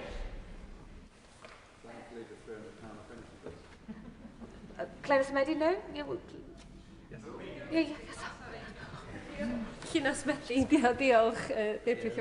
Wales has a higher percentage of disabled people and a large public sector workforce compared to the UK, and so we'll hit hardest by these cruel cuts. All this damage by self-imposed fiscal rules. There have been 5 major changes to fiscal rules since 1997. Will the Chancellor now change them so she doesn't impose further austerity? Have it all. In the budget last year, we provided the biggest ever settlement for the Welsh Government, and yet Plaid voted against that. I don't understand why the honourable member doesn't want money to go to Wales and to her constituents. Holly Billington. Madam Deputy Speaker, I thank my right honourable friend for her statement, in particular her recognition of the excellent work of Labour-run Thanet District Council, building more social homes with local firms, employing local people, including local apprentices. The government's recent planning changes mean not only council homes for local people, but also growth. Can she confirm that the Office of Budget Responsibility has only scored the effect of the National Planning Policy Framework changes and not the upcoming Planning and Infrastructure Bill? I thank my honourable friend for that question, and I was pleased to note in my statement today that Thanet have already come forward with plans to build affordable housing as part of the affordable housing plan, which I set out more money for in the statement today. What I would say to the honourable lady is that the parties opposite who abstain and vote against the planning bill are voting against homes for our constituents, and they're voting against jobs for our young people. On this side of the House, we back the builders, not the blockers. We back opportunities for young people and families housing for our constituents. It's a shame the parties opposite don't do the same. Graham Stewart. Madam Deputy Speaker, the Chancellor claimed that growth was a top priority, yet she's taken the fastest growing economy in the G7 and brought it to a shuddering halt. She promised there would be no tax rises, and next week's jobs tax will put tax rises on ordinary working people. And today she's cut the housing numbers by 200,000 and put up borrowing by £18 billion in the next 2 years. 18 billion. Isn't it time the Prime Minister invited the Chancellor next door and said, Rachel, you're fired? The plans that we inherited from the previous government saw the OECD forecast the UK to have the slowest growth in the G7 this year. They're now forecasting us to have the second highest growth in the G7. So that is the difference that this Labour government are making, moving us up the league tables. David Burton-Sampson. Speaker, and I thank the Chancellor and her team for the prudent work they are doing to restore stability to our economy. And this on top of figures showing that already wages are increasing in my constituency of Southend Western Leigh under this Labour government, and inflation is falling. Does my right honourable friend agree with me that this, alongside the new living wage worth £1,400 a year, will make work pay and will start to lift more people out of poverty? Thank you, Madam Deputy Speaker. I was pleased in the budget last year that I was able to announce a 6.7% increase in the national living wage, as well as a record increase in the youth rate of the minimum wage. That will help lift working people, working families out of poverty, alongside our Employment Rights Bill, which will ensure greater security for those who go out to work. Sarah Dyke. Deputy Speaker, growth is not on the lips of farmers whose confidence in the government is at a low ebb following the family farm tax, the abrupt closure of SFI and now the possible department cuts that could reduce the farming budget further. Charlie from Upton Bridge Farm in Long Sutton told me he's contemplating leaving his ground fallow due to the risk of a failed crop putting his farm further into debt. So will the Chancellor assure farmers in Glastonbury and Somerton and across the country that following the spending review, the government is still committed to championing British farming whilst protecting the environment? At the budget, we put record investment into our farming sector after being left plans by the previous government where they did not even use all of their farming budget. We're determined to give farmers the support that they need. Nestle Chaliska. Can I thank the Chancellor for her statement? I represent Barking, where she will know has some of the highest figures for deprivation in the country. And 20% of working adults there have no qualifications whatsoever. Does she agree with me that only through getting people the qualifications they need, creating jobs, can they ever improve their life chances? I thank my honourable friend for that question, and she speaks passionately about expanding opportunities for her constituents in Barking. The changes to the apprenticeship levy and the growth and skills levy is about ensuring that more people, including her constituents in Barking, can access those apprenticeship courses and those foundation courses. And it's also why just at the weekend we were able to announce an additional 60,000 places on construction courses to help people get jobs that pay a decent wage and offer security, which is what this government is all about. Reid. Thank you, Madam Deputy Speaker. Given that the Chancellor chose not to mention Chagos in her statement, and given that she chose not to answer the Shadow Chancellor's question on Chagos, can the House now assume that this disastrous deal will not be going ahead, and more importantly, that the UK taxpayer will not be footing the bill? Well, as the honourable gentlemen know, our Prime Minister and President Trump discussed these issues when our Prime Minister was at the White House recently. We continue to work on those plans. The most important thing is that we protect our national security and can continue to operate out of that important base. Neil Duncan-Jordan. Speaker, point 1.14 in the OBR report outlines that the planned cuts to disability benefits will reduce personal independent payments for 800,000 claimants and cut health-related universal credit for 3 million families. Isn't it time we ask those with the broadest shoulders to carry the heaviest burden rather than the poorest in our society? I thank my honourable friend for that question. As I've already set out, the Office of Budget Responsibility in their numbers don't assume any changes in terms of people going back to work. That's what we're going to work on with the OBR, DWP and Treasury over the summer, so that we develop those plans to ensure that people aren't worse off, but they're actually better off because they can progress into jobs that suits their abilities and needs, because we want more people to have the fulfilment of a good job with security that pays a decent wage. Alex Brewer. Thank you, Madam Deputy Speaker. In a statement with significant problems, I do welcome the Chancellor's commitment to better military homes, which the Liberal Democrats have been calling for. Will the Chancellor clarify how much, by when, and will this include RAF Odium in my constituency of North East Hampshire, or is it just for those constituencies she listed which happen to have Labour MPs? We support military families wherever they are based in the United Kingdom, and we will set out more detail in the spending review in June. But already in the last few months, we have taken back into the public sector homes that were previously contracted out to the private sector, so we can make improvements to military accommodation, something that I know will be welcomed in her constituency and by military families across our country. Sarah Coombs. Madam Deputy Speaker, my constituents in West Brom work hard and pay their taxes, and they want to know that the government treats that money with respect. I'm glad we finally have a Chancellor who is being careful with every pound of taxpayers' money so we can invest in the NHS, which has seen a 10% cut in the waiting list in my area. Can the Chancellor set out how she is drawing a line under the waste and chaos of the previous government and finally putting our public finances back on a stable footing? I thank my honourable friend for that question, and she speaks powerfully on behalf of her constituents in ensuring that people in West Bromwich get a good deal from their public services and value for money when they pay their taxes. There was too much waste under the previous government, and that was exemplified during the pandemic when so many contracts went to friends and donors. That's why we've appointed a COVID corruption minister, because we want that money back in our public services, not in the hands of Tory friends and donors. Jeremy Corbyn. Thank you, Madam Deputy Speaker. There are 4.3 million children living in poverty in our society. There are 1.2 million people in receipt of PIP who are about to lose it following her statement last week. She's put a huge amount of money into defence.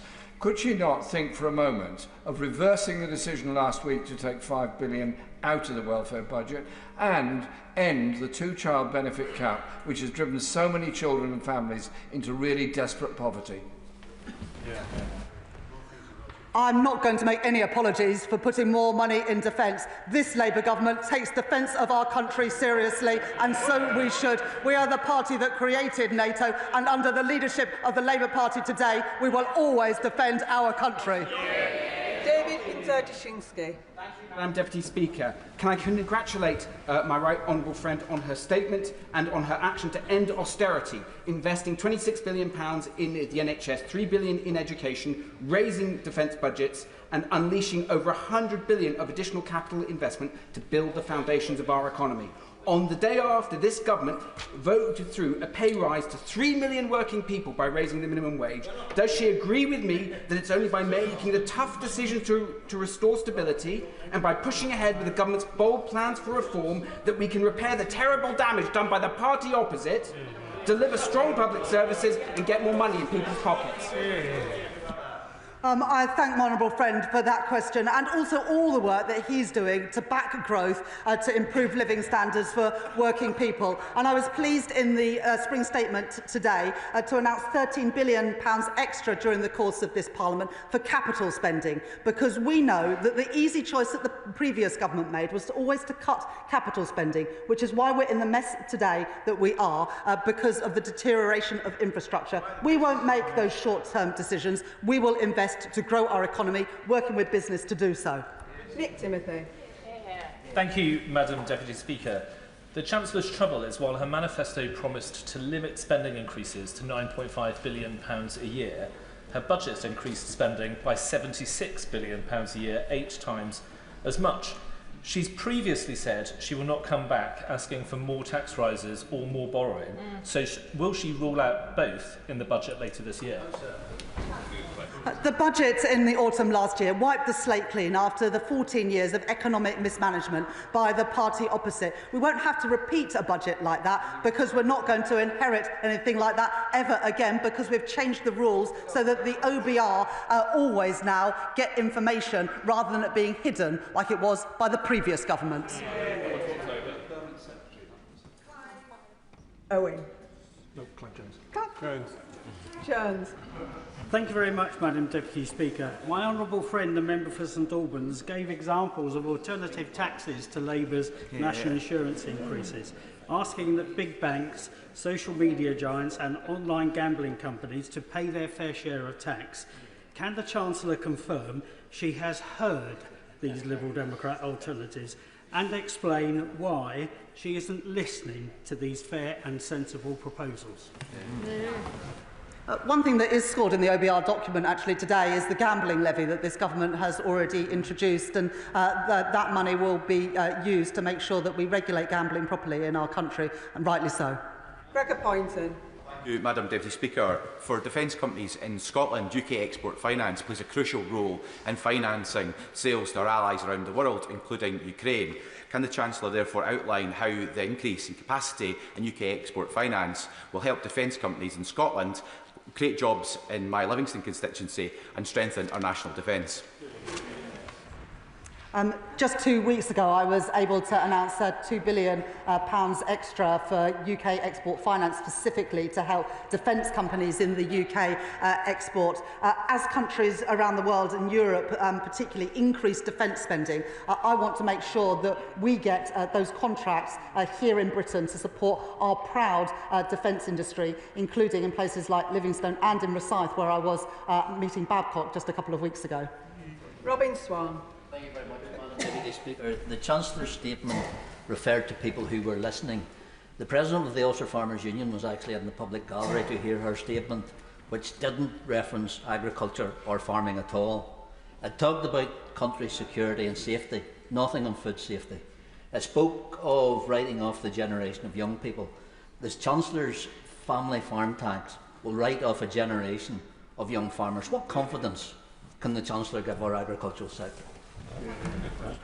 With specific reference to agricultural property relief, unless you have a farm that is worth around £3 million, you won't be paying extra tax. More than 2/3 of farms are not affected at all by the changes in that relief. And if you do pay the tax, it's at half the rate that anybody else pays, and you can pay it interest-free over a period of 10 years. Very different from the inheritance tax bills that anybody else pays. Mark Ferguson. Madam Deputy Speaker, and I welcome the Chancellor's reference in a recent answer to the £13 billion of additional capital expenditure announced today. So can she put today's statement in the context of the significant investments already made and forthcoming, and contrast it with the last government, who didn't have a plan for long-term growth and abandoned communities like mine? My honourable friend speaks powerfully on behalf of his constituents in Gateshead, who rely on the infrastructure that our country needs, whether that's energy, digital or transport infrastructure, and in fact the houses that all of our constituents need. In the budget last year, I put £100 billion extra into capital spending during the course of this Parliament, and I've been able to announce an additional £13 billion today. Unlike the party opposite, I'm not willing to cut capital investment, because capital investment is absolutely crucial to grow the economy and to leverage in the private sector investment that we need as well. Madam Deputy Speaker, the Chancellor's made much of the government's investment in defence and desire to make the country a defence industrial superpower. I'm keen to pitch for a slice of the protected £400 million for UK defence innovation. Huntingdon is the home of our defence intelligence capability, the US Air Force's Joint Intelligence Operations Centre Europe and the NATO Intelligence Fusion Centre. It has a huge investment in sites like the Alconbury Wielder Enterprise Campus, Brampton Cross and potentially the redevelopment of the MOD land around RAF Whitton as well. Perfect location for defence start-ups, and with the arrival of several already in flight, the US government is investing north of £500 million in Huntingdon alone. So could I ask her to make a similar commitment to Huntingdon and include it in her list of defence sites?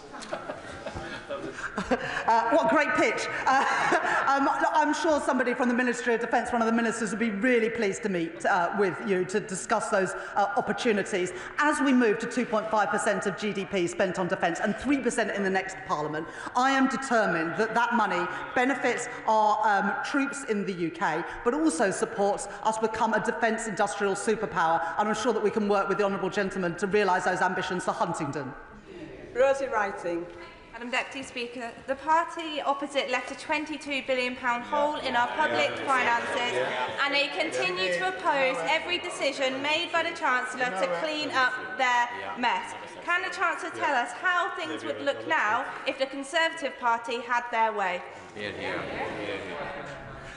Well, what it would mean for people in Kettering and around the country if we had continued under the plans of the previous government is that interest rates would have remained high, inflation would have remained high and growth would continue to flatline, whereas the OBR today forecasts that real household disposable incomes will rise, growth will be higher, living standards higher, because we have returned stability to the economy and we are backing the builders, not the blockers. Max Wilkinson. Sorry, Madam Deputy Speaker. I don't wish to interrupt the discussion on the front benches. Thank you, Madam Deputy Speaker. I have another opportunity for the Chancellor. In Cheltenham, we have a scheme that can produce jobs and growth and will support the defence industry. The Golden Valley development next to GCHQ, which will be a key part of this country's defence investment over the coming years. Will the Chancellor taken upon herself to work with ministers and other departments who already know about this to make sure that we get the investment that we deserve and GCHQ workers deserve too. I'm really proud of what GCHQ do to keep our country safe, and part of what we are doing around the defence budget above the lift to 2.5% is including some of the security service work, because increasingly the work that the security service do is crucial for our national security and defence. Of course, that's on top of the 2.5%, but as we protect defence spending, it is right that we take into account GCHQ and other security agencies as well. And of course, very happy to work with you to ensure that we maximise the benefits for so many constituencies, including in Cheltenham. Graham Downey. Much, Madam Deputy Speaker. Can I thank the Chancellor for her statement and welcome the increase in defence spending, which represents a huge opportunity for Scottish workers. I was delighted to have her visit Rosyth in my constituency recently. Will she work to ensure a continuous shipbuilding programme in this country to maximise the opportunities for Scottish workers? And does she agree with me that it is utterly shameful that these workers have been ignored by the SNP for the last 18 years? And will she confirm that this Labour government will always value the role of shipbuilding for our economy and our national defence? I couldn't agree more with my honourable gentleman. It's just a shame that there's no SNP members in the House, although there are so few of them, to hear what he said. Perhaps the honourable gentleman would write to the SNP and ask them why they refuse to back the defence sector in the United Kingdom and specifically in Scotland. Adnan Hussain. Thank you, Madam Deputy Speaker.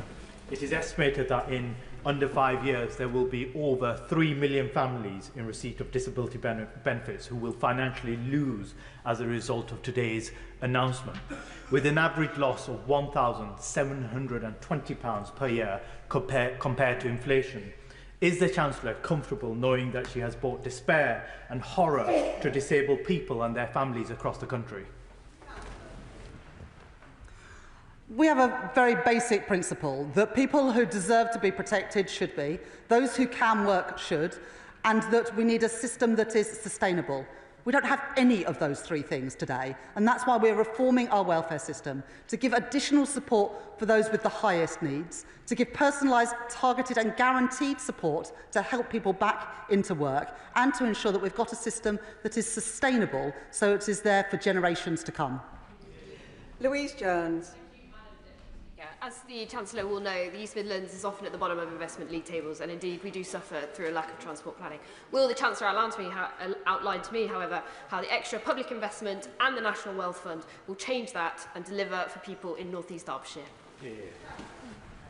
I thank my honourable friend for that question. People in North East Derbyshire will benefit from the additional homes, whether they are able to buy those homes, to rent those homes, or indeed to build those homes, as we expand the number of construction apprenticeships and 10 new technical excellence colleges in construction. And they will also benefit from the increases in real household disposable income, because what we want when the economy grows is to have more money in people's pockets, and that's what the OBR confirmed will happen today. Helen Morgan. Madam Deputy Speaker, pharmacies like Green End Pharmacy in Whitchurch in my constituency are struggling with the impending hike in employers' national insurance, business rates, and in fact that they don't know what they were being paid for NHS services this financial year, let alone next. Can the Chancellor confirm whether Pharmacy First will be continuing beyond the end of next week? Well, I'm sure that the relevant health minister would be willing to meet with you to talk about that. But because of the investment that we put into our National Health Service last year at the budget, more than £20 billion of additional funding, we are able to start to rebuild our NHS, reduce waiting lists. Indeed, we have done that now for 5 months in a row. Madam Deputy Speaker, as we secure Britain's role in a changing world, I welcome the Chancellor's focus on defence innovation, and I thank her for referencing my community, Aldershot and Farnborough. We are ready to serve. When it comes to defence innovation, too many small and medium defence businesses in my community struggle to get access to banking and finance